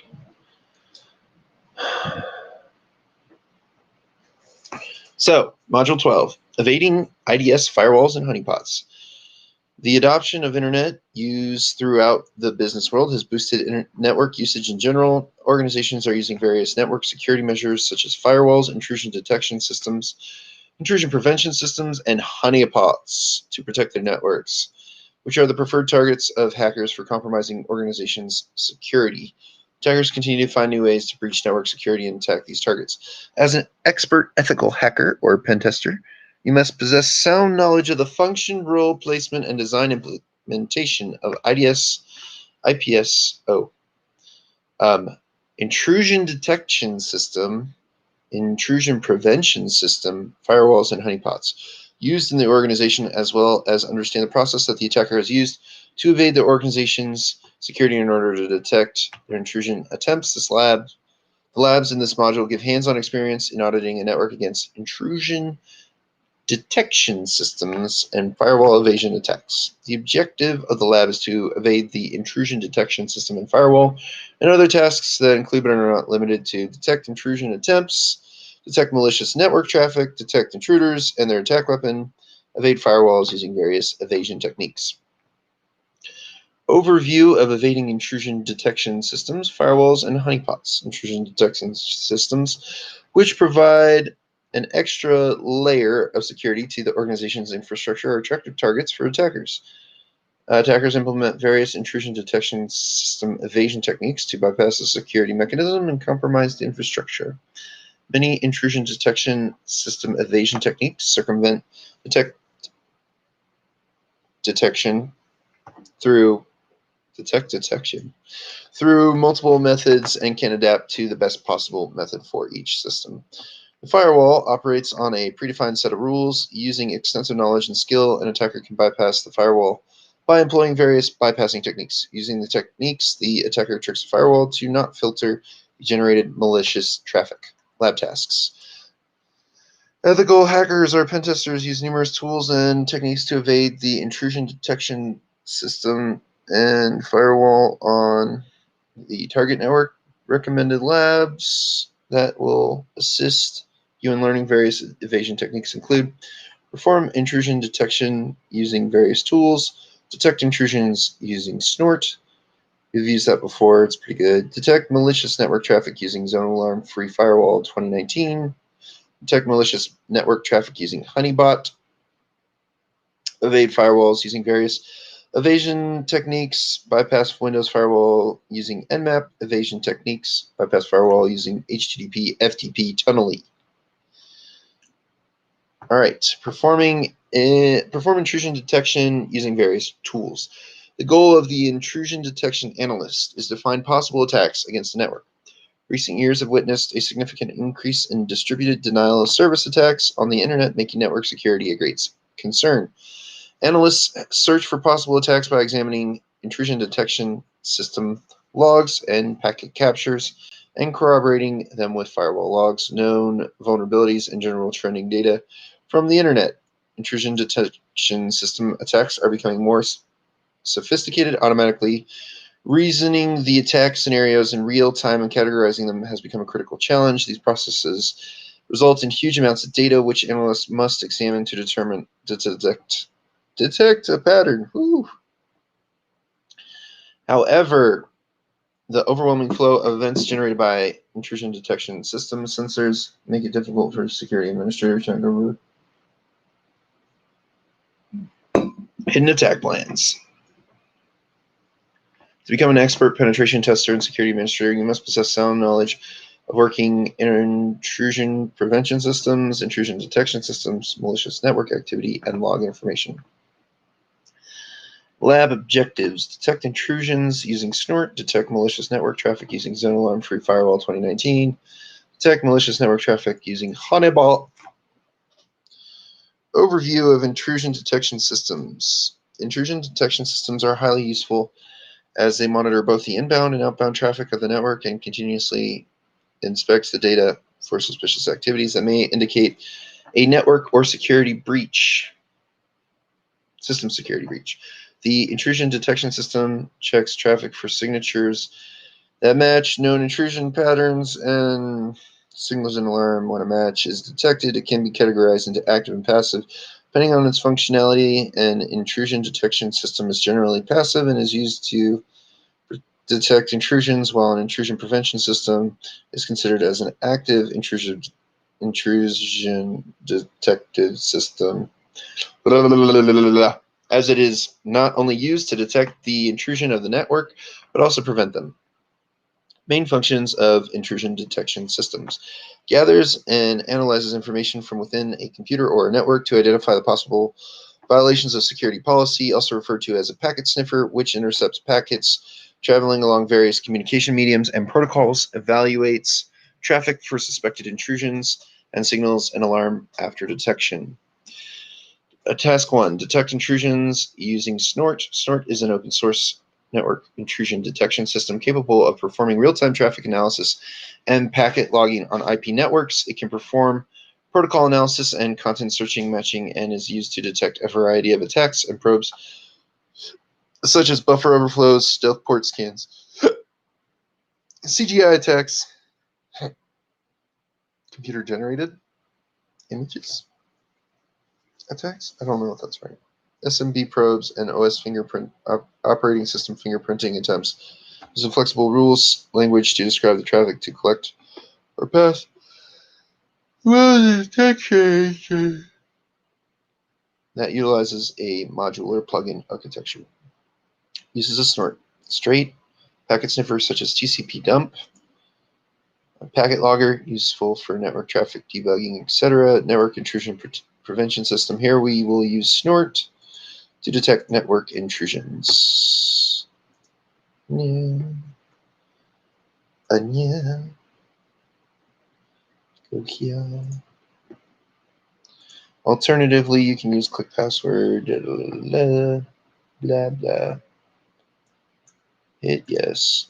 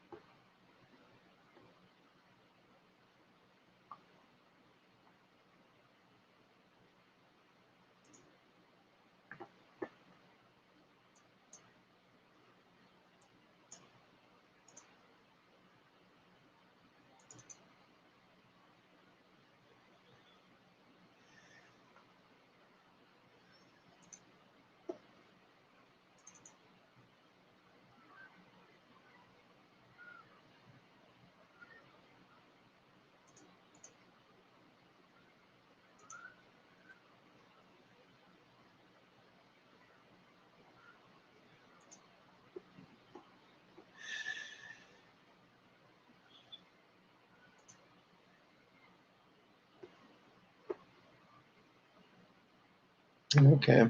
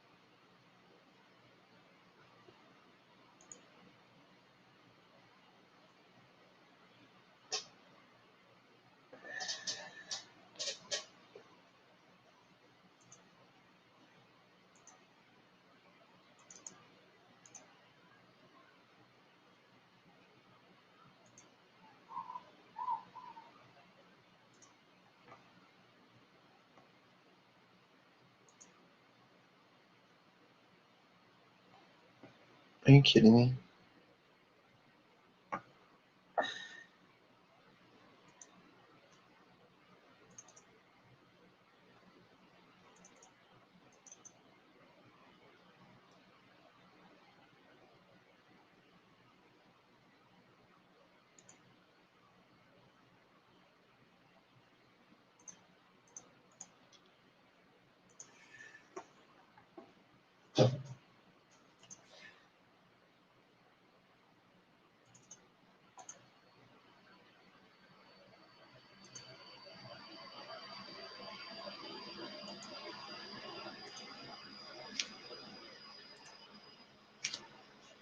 Thank you.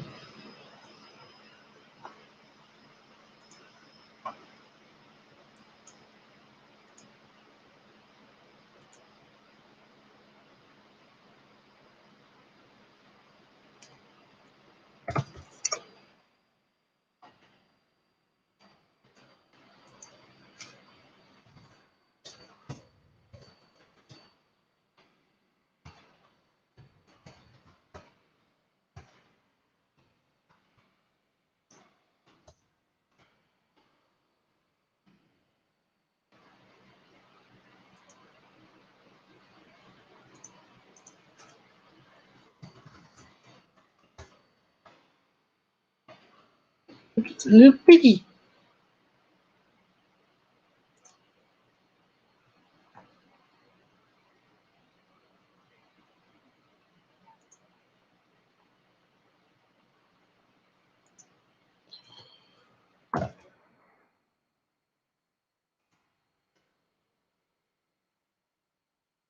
All right.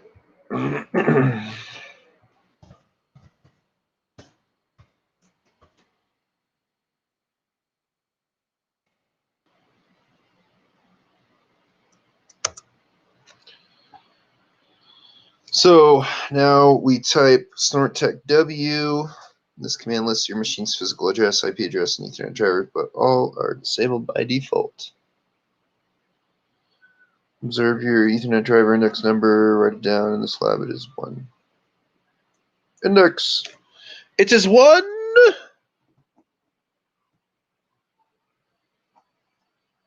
want to go outside and play. To enable the Ethernet driver in the command, we're going to type snort tech dev I1 center. All right, you see rapid scroll text in the command prompt, which means that the Ethernet driver is enabled and working properly. Leave the snort command prompt window open, launch another command prompt window.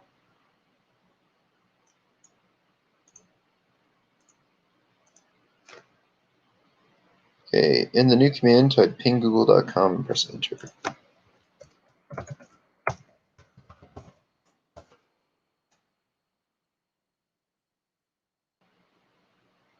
This ping command triggers a snort alert in the snort command prompt with rapid scrolling text. The Google IP address will differ in your lab environment. Close both command prompt windows. Verification of snort installation and training alert is complete. Snort is working correctly.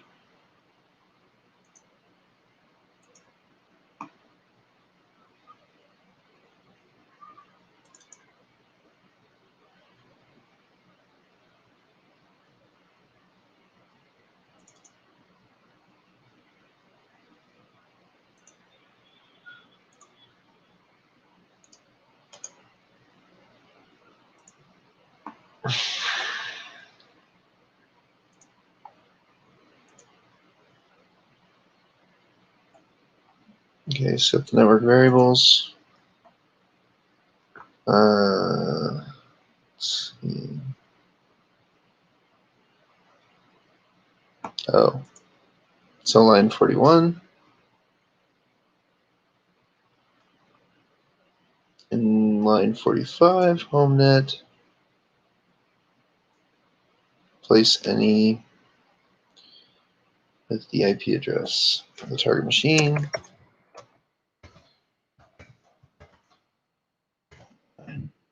Okay.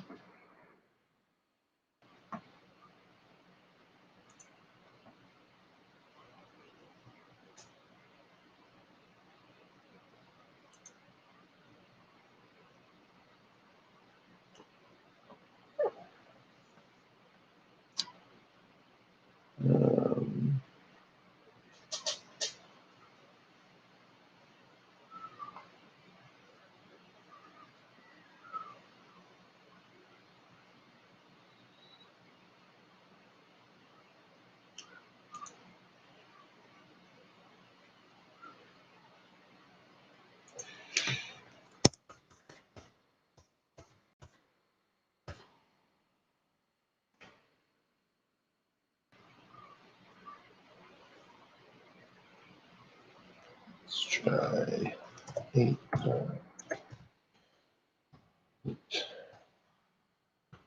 8.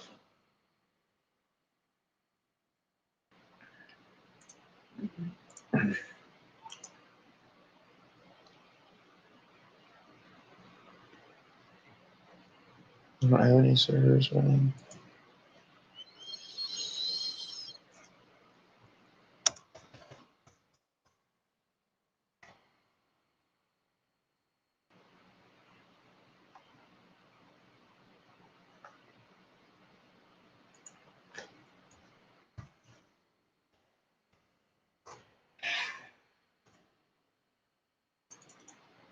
Okay, that's good.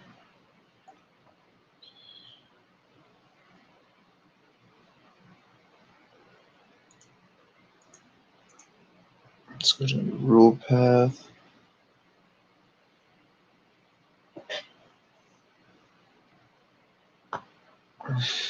Replace rules with C.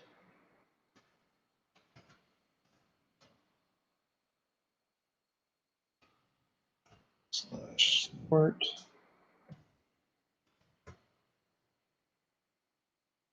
/ rules.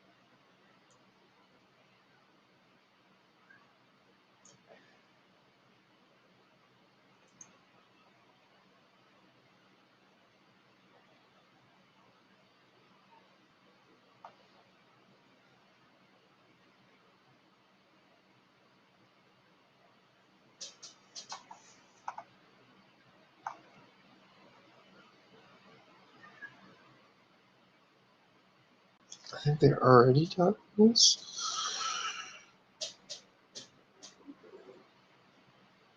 Do I have to create them?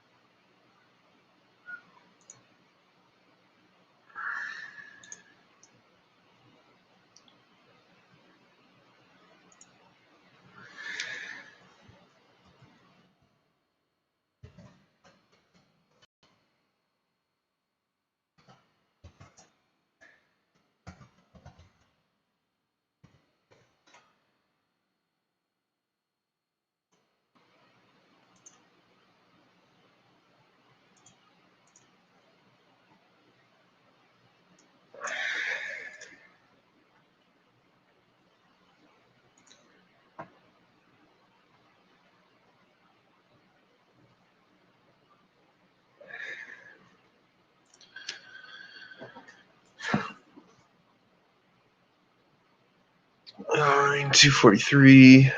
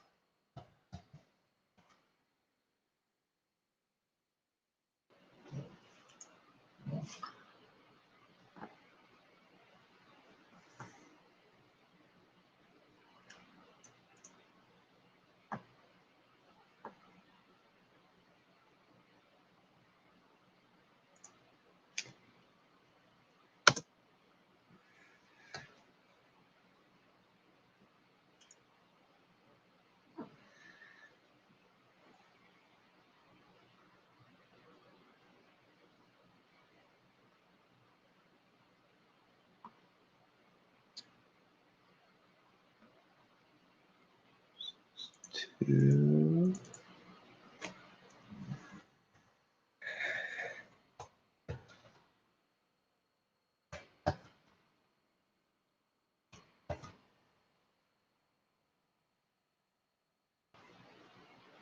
Cool. Commented them out.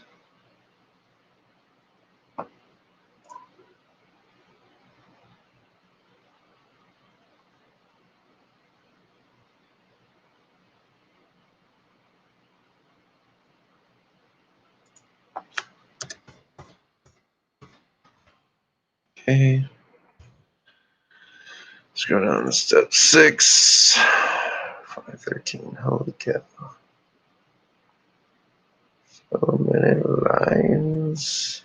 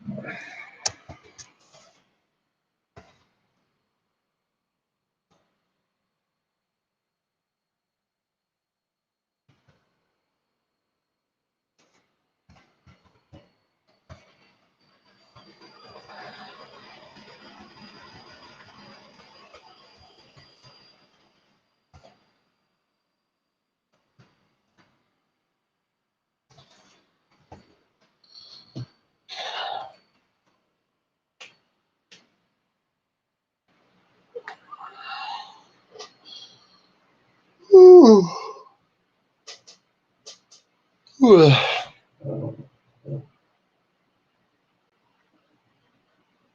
step number 6, add to line 534.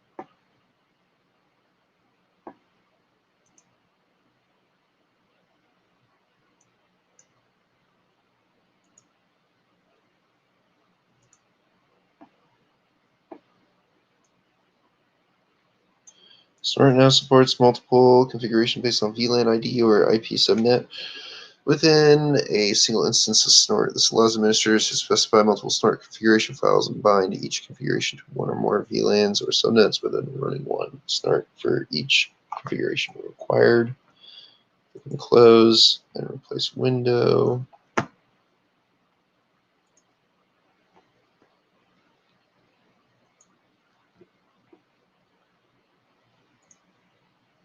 Before running Snort, you need to enable detection rules in the Snort rules files. So let's navigate to see Snort rules.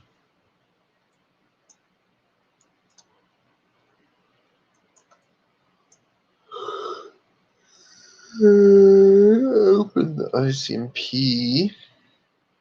Dot info.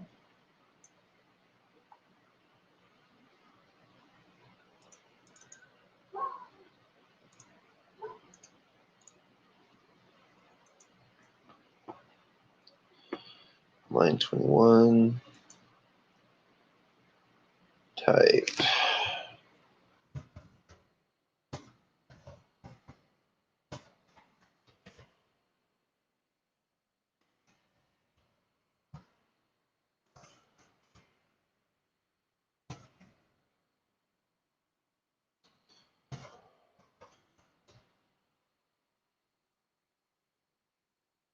What?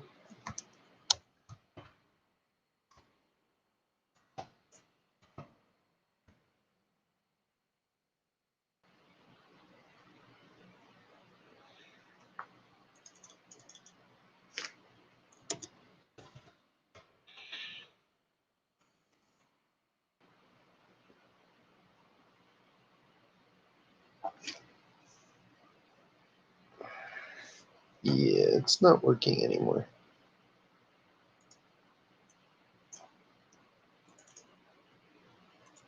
My virtual machine is completely frozen. All right, well,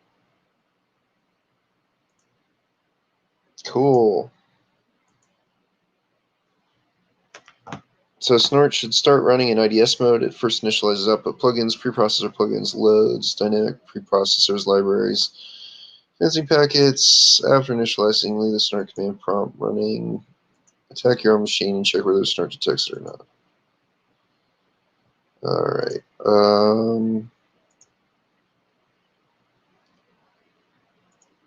Not really going to do that. Go to logs. Yep. Windows 2019 crashed on me. That was awesome. All right. So, detect malicious network traffic using Zone Alarm Free Firewall 2019. Zone Alarm Free Firewall 2019 blocks attackers and intruders from accessing your system. It manages and monitors all incoming and outgoing traffic and shields the network from hackers, malware, and other online threats. How am I having a connection issue? Okay, here we go. Yeah, at this point, I'm just moving on. Before starting this task, we will browse an unwanted website in Windows 10 machine.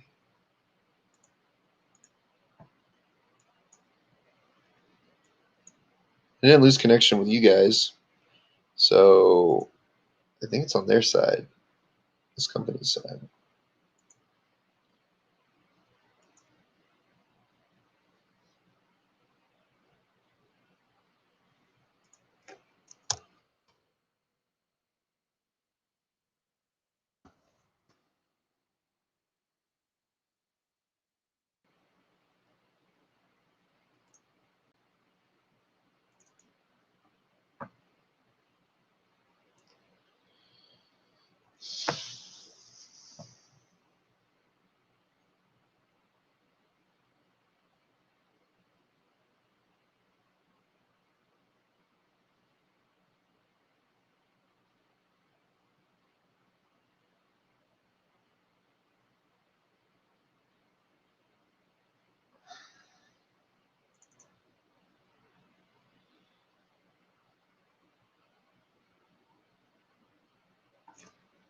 You guys saw that too, right? Freaked out. Oh my gosh, come on.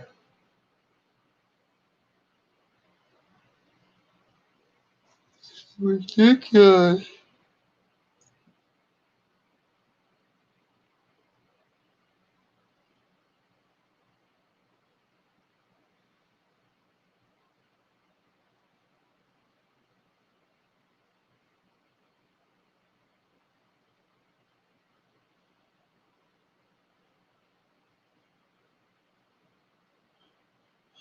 Governor Jim Justice said all vaccinated West Virginians will be eligible for prizes, which include 5 custom hunting rifles and 5 custom shotguns. Wow. That's hilarious.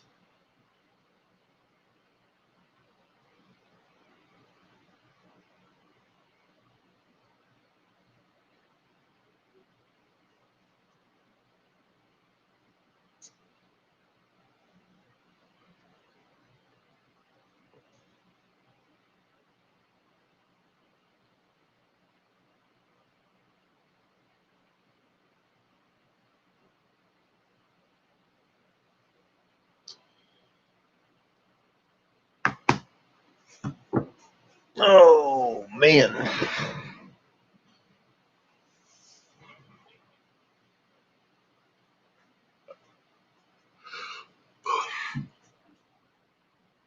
Yeah, I can't get virtual machines to run. How am I supposed to learn anything without the machines running? Okay? All right, here we go. Holy crap. All right.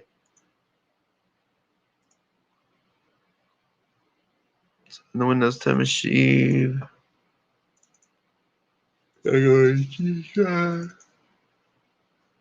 Ugh. CH tools.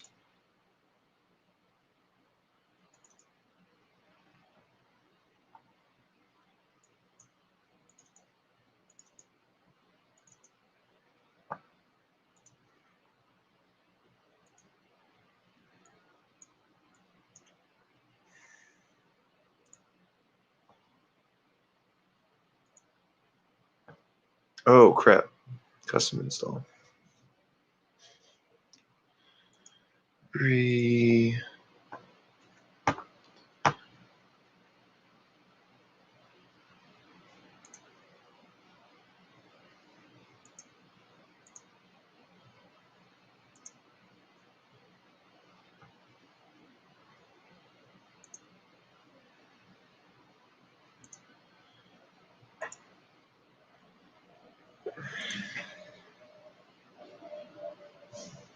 Okay. All right, stretchy time while we wait on this thing to load. Oh, my.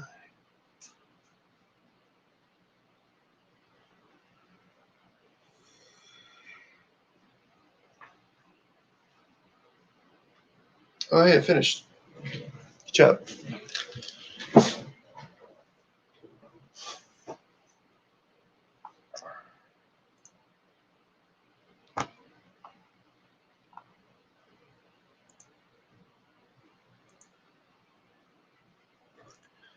Click the file button.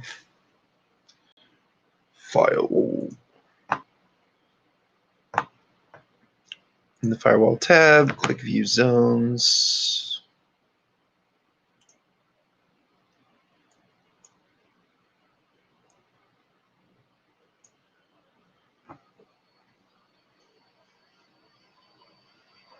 Click Add.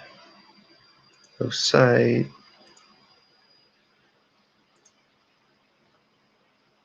Take the blocked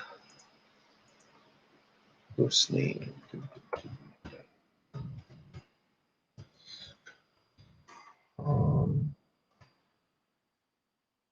Up.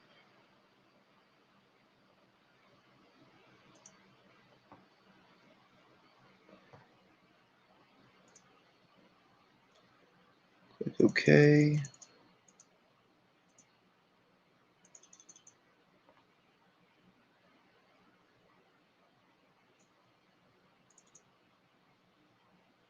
It won't let me click OK though.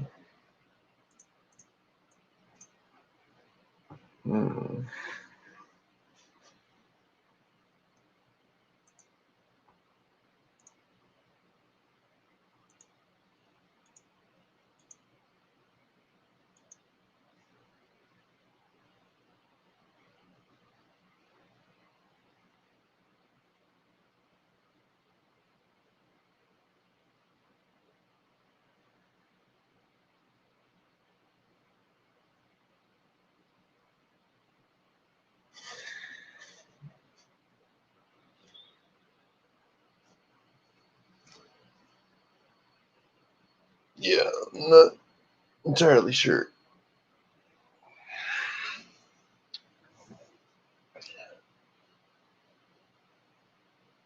It doesn't want to work. It says no.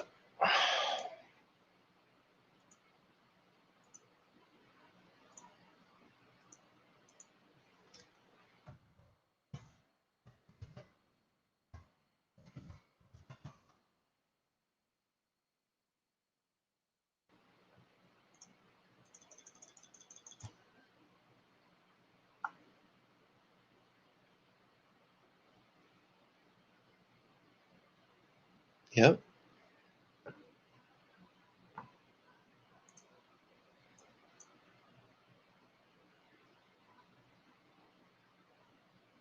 Yeah, it's not showing up in the view zones section.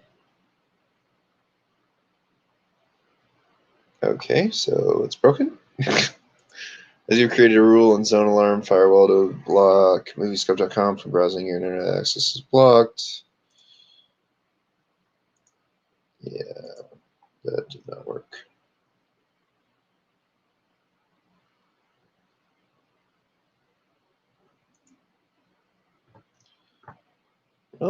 I guess I'm just going to cancel that because that didn't work.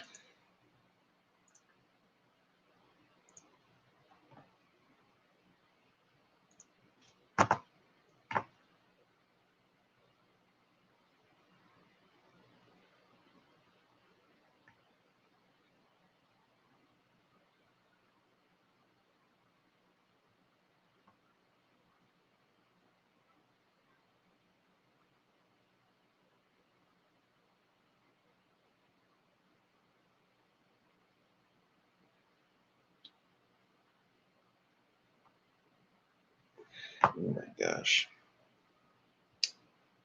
Yeah, this is fun, right? Cleaning the house. I hate cleaning the house because it never stays clean. What's the point? It just seems futile, you know? I don't know.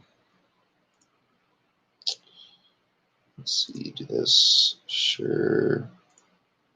Oh.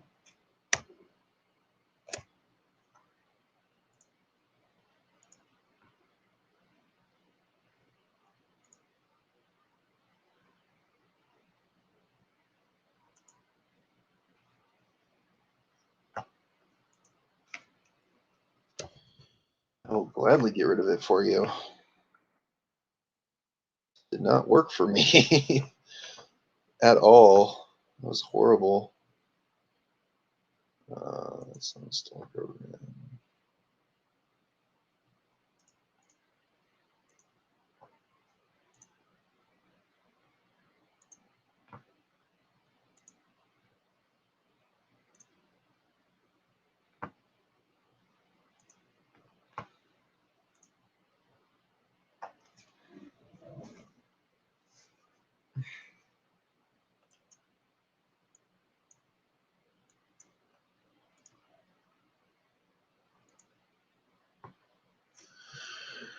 Well, that was a waste.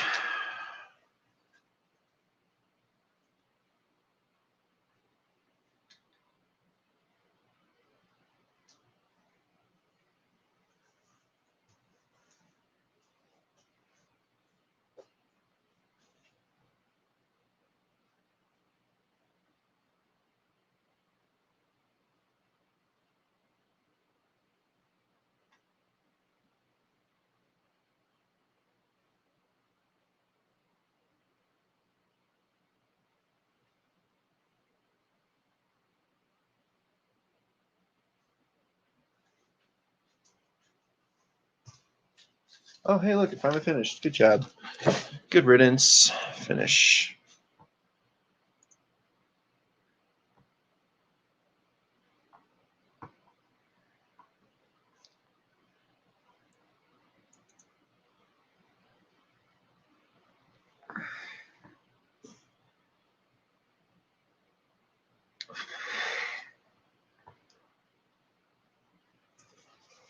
Yeah.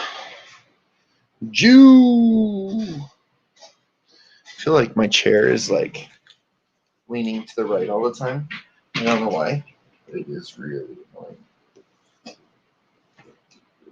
Everything looks tightened down over there.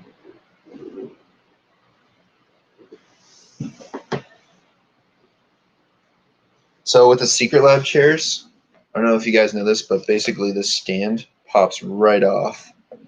Kind of terrifying. Just a little bit. There's nothing that holds the base of the chair, so if like lean back too far, oh, death.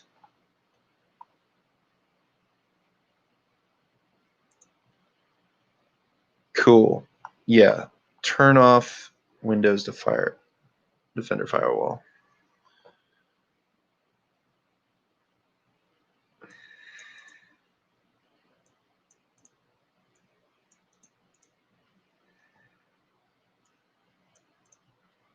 All right. So, detect malicious network traffic using Honeybot. Honeybot is a medium interaction honeypot for Windows. A honeypot creates a safe environment to capture and interact with unsolicited traffic on a network. A honeybot is an easy-to-use solution that is ideal for network security research or as part of an early warning intrusion detection system. Here we will use the honeybot tool to detect malicious traffic. Let us use it.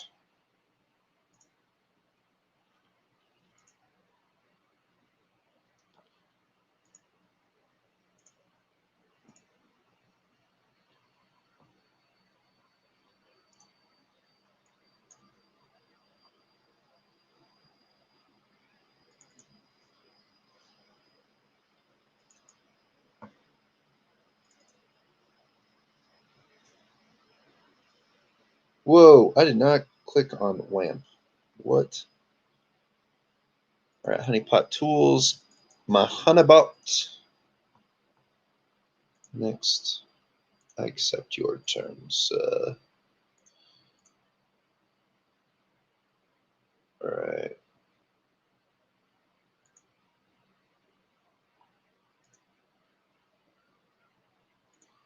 Launch the honeybot.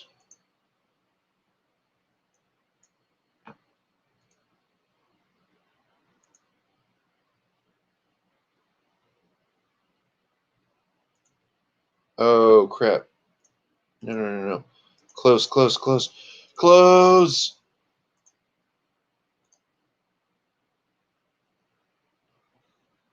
I can't run as administrator with that. Aha! I have found you. I have found you, honeybot.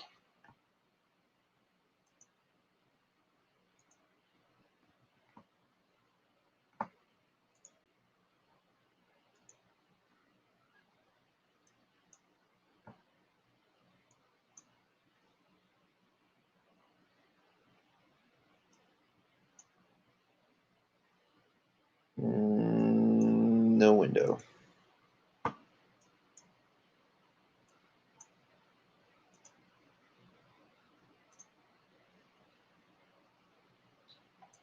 Yes.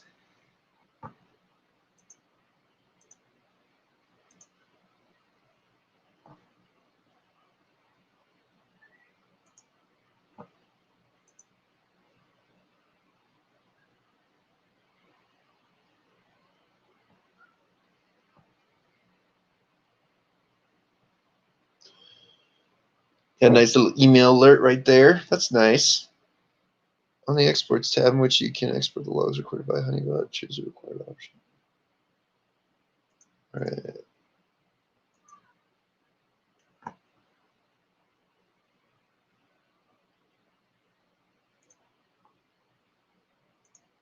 On the updates tab, check for updates, click apply, hit OK.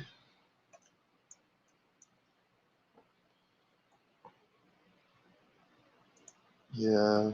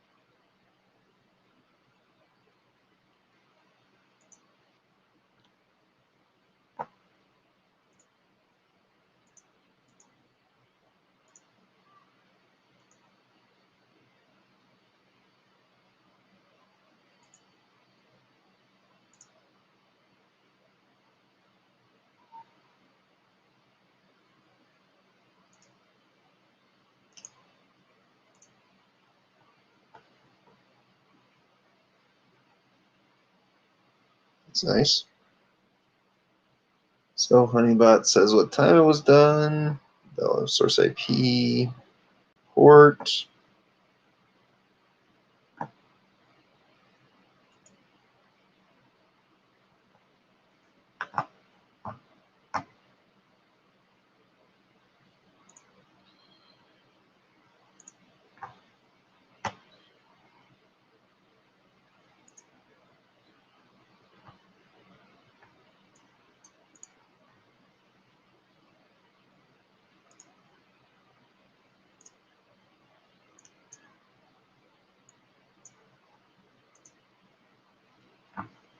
No.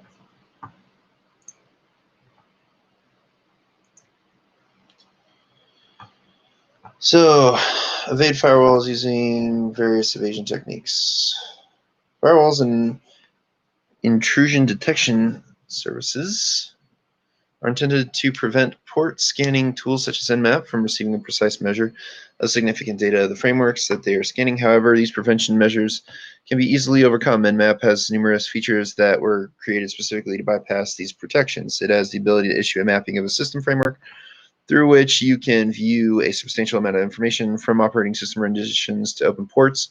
Firewalls and interruption recognition frameworks are made to keep Nmap and other applications from obtaining that data. As an ethical hacker or penetration tester, you will come across systems behind firewalls that prevent you from obtaining the information that you need. Therefore, you will need to know how to avoid the firewall rules and to glean information about a host. This step in a penetration test is called firewall evasion rules. Bypass Windows firewall using Nmap evasion techniques. Bypass firewall rules using HTTP FTP tunneling. Overview of firewall evasion techniques. A firewall operates on a predefined set of rules. Using extensive knowledge and skill, an attacker can bypass the firewall by employing various bypassing techniques. Using these techniques, the attacker tricks the firewall to not filter the malicious traffic that he/she generates.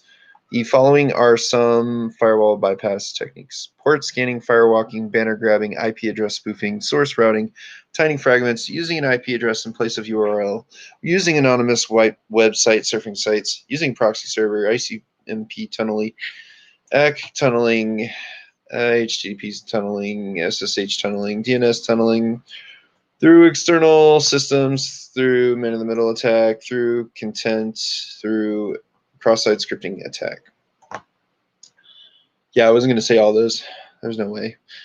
Task 1, bypass window firewall using Nmap evasion techniques. Network security administrators play a crucial role in creating security defenses within an organization. Through such defenses, protect the machines in the network. There might still be an insider who may try to apply different evasion techniques to identify the services running on the target. In this scenario, consider an admin has written certain Windows firewall rules to block your system from reaching one of the machines in the network. You'll be taught to use Nmap in such a way that you can perform recon on the target using other active machines on the network and identify the services running on the machine along with other open ports.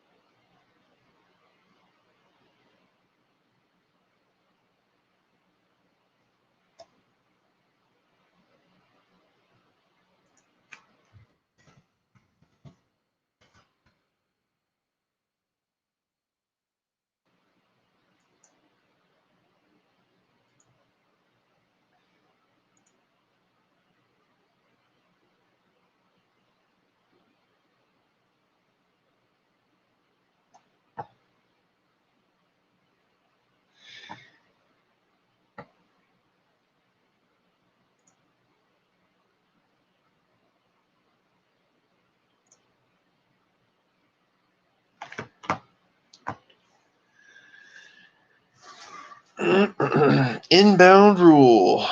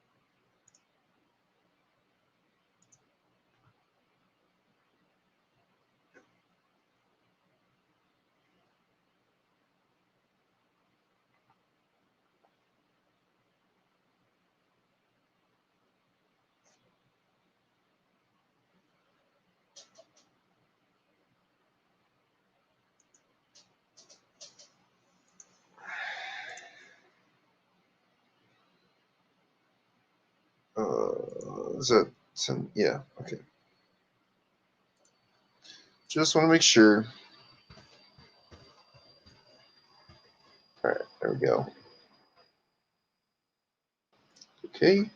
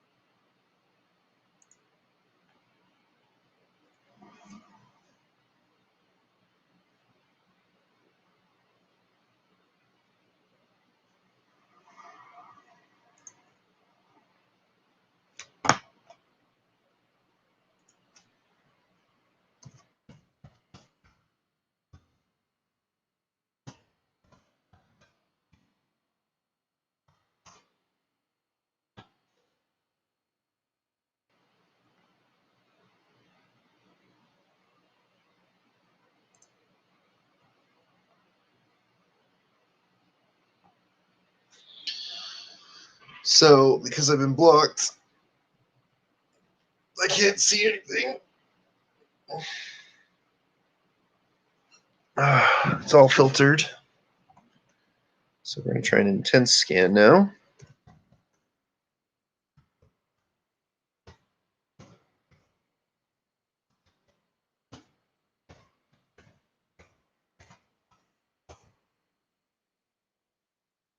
T4 switch refers to the aggressive 4-speed scans in TEC A.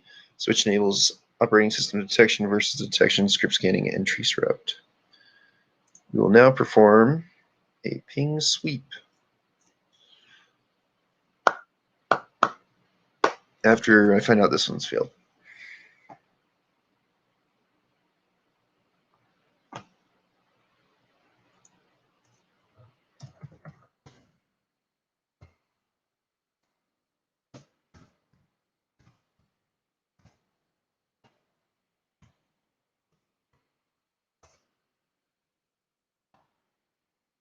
So the output on the mem map, you will be able to find the live machines on the network as shown in the screenshot.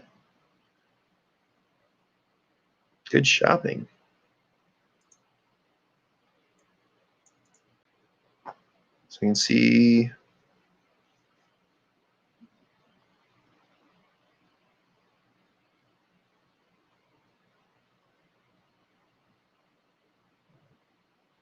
okay.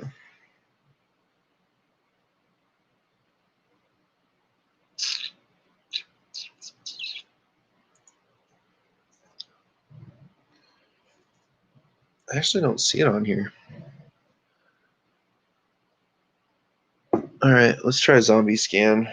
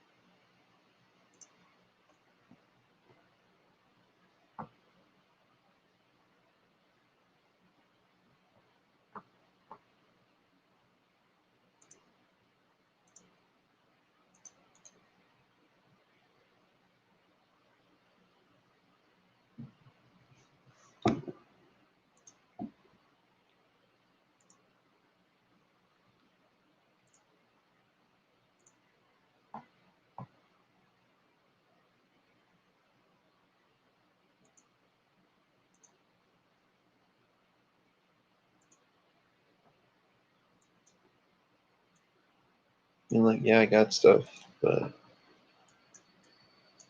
okay. Let's see. Bypass firewall rules using HTTP, FTP tunneling. HTTP tunneling technology allows attackers to perform various internet tasks despite the restrictions imposed by firewalls. This method can be implemented if the target company has a public web server with port 80 used for HTTP traffic that is unfiltered by its firewall. Technology encapsulates data inside HTTP traffic port 80. Many firewalls do not examine the payload of an HTTP packet to confirm that it is legitimate. Thus, it is possible to tunnel traffic via TCP port 80. HTTP port allows users to bypass the HTTP proxy, which blocks internet access to email, instant messengers, P2P, point-to-point, file sharing, ICQ, news, FTP, file transfer protocol, IRC, etc. Here, the internet software is configured so that it connects to a local personal computer as if it is the required remote server. HTTP port then intercepts the connections and runs it via a tunnel through proxy. HTTP port can work on devices such as proxies or firewalls that allows HTTP traffic. Thus, HTTP port provides access to websites and internet apps. HTTP port performs tunneling using one of the two modes, SSL connect mode and a remote host. The remote host method is capable of tunneling through any proxy.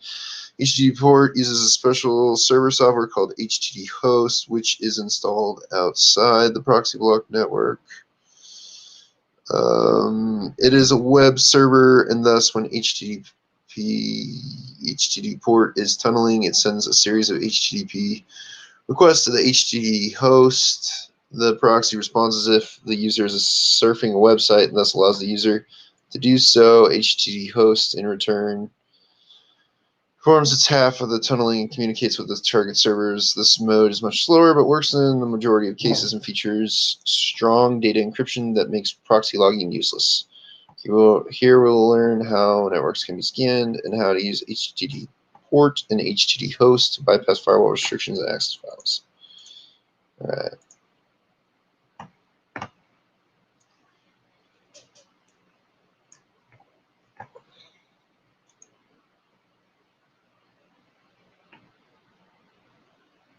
Click start.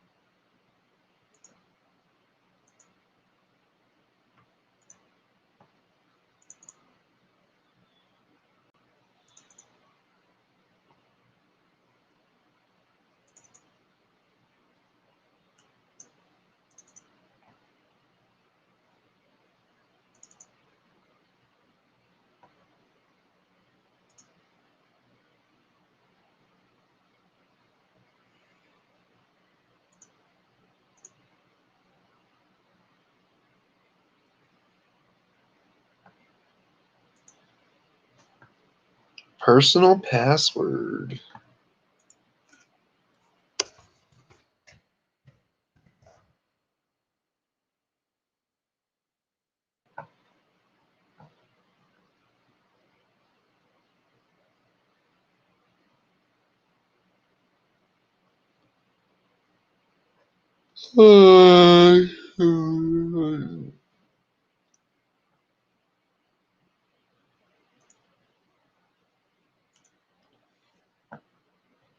Application log.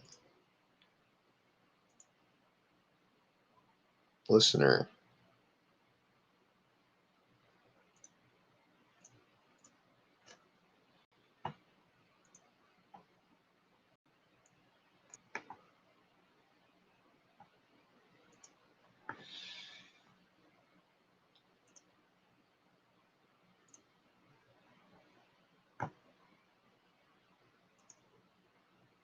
I don't know why it wants me to turn on and off Windows Firewall for random reasons. and then turn it back on again.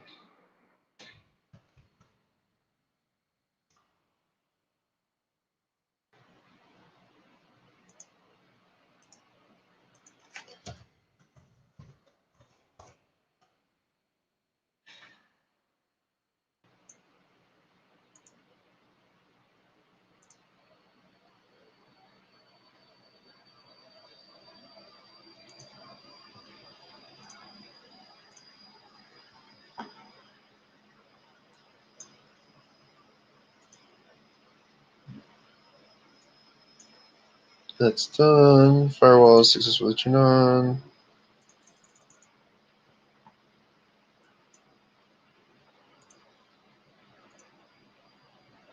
Outbound rules. New rule. Port.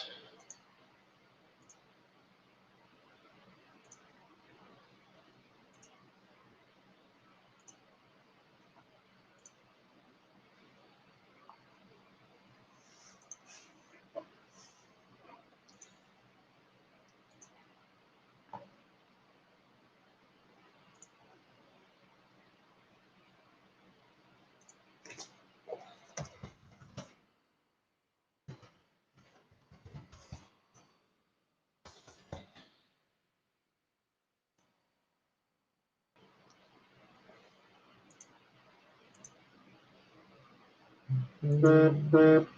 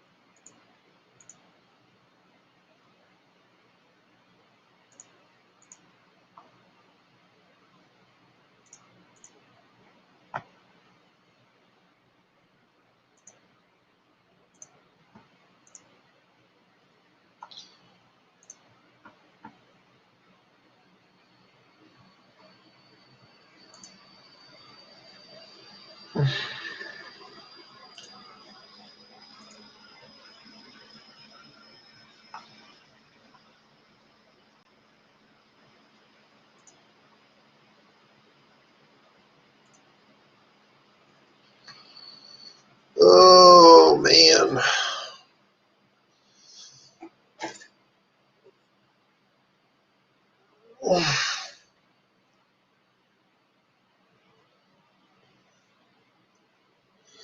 Ooh.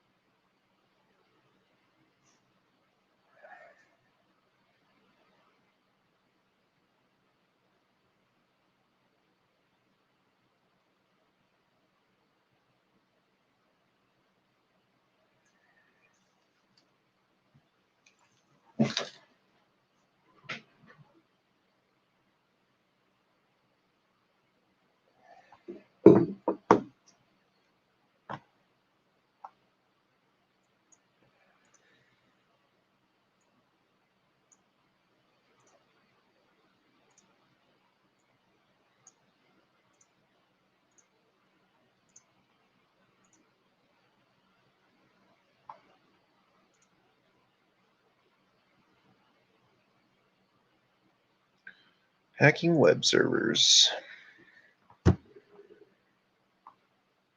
Go back.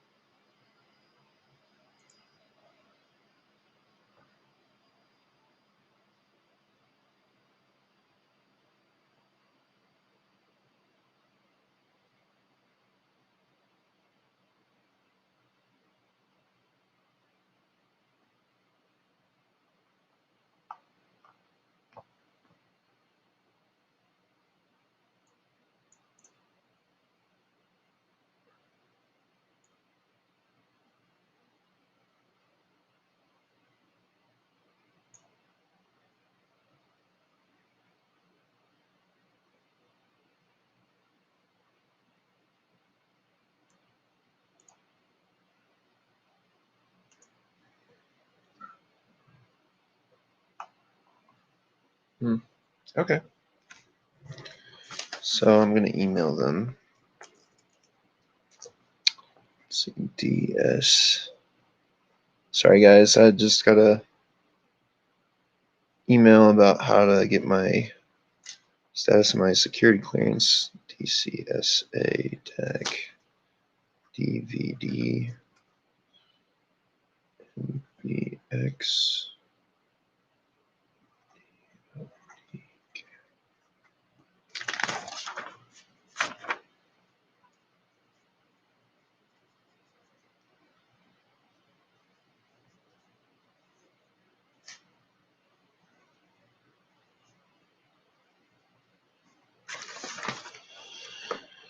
All right.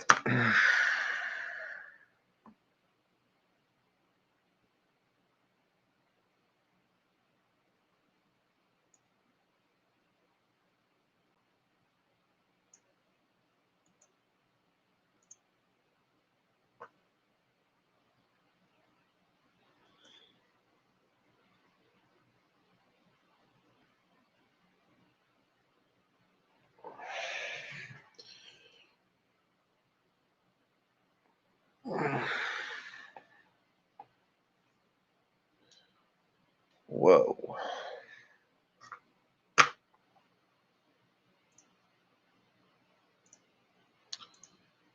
All right, where are we at on this?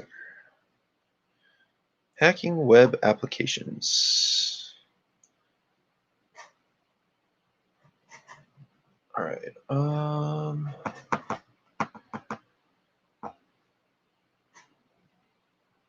gonna run to the restroom real quick. I'll be back, guys.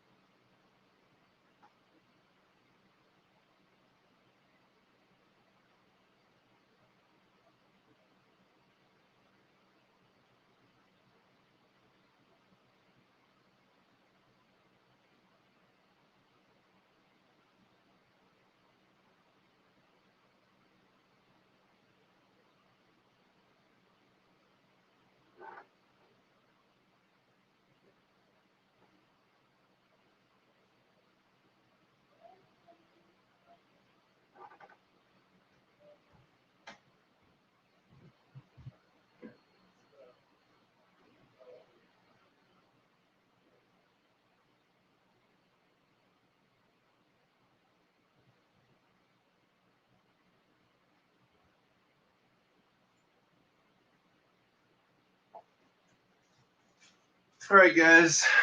Turns out I need to go do some stuff. Thank you so much. Have a great day. Bye. Close the windows.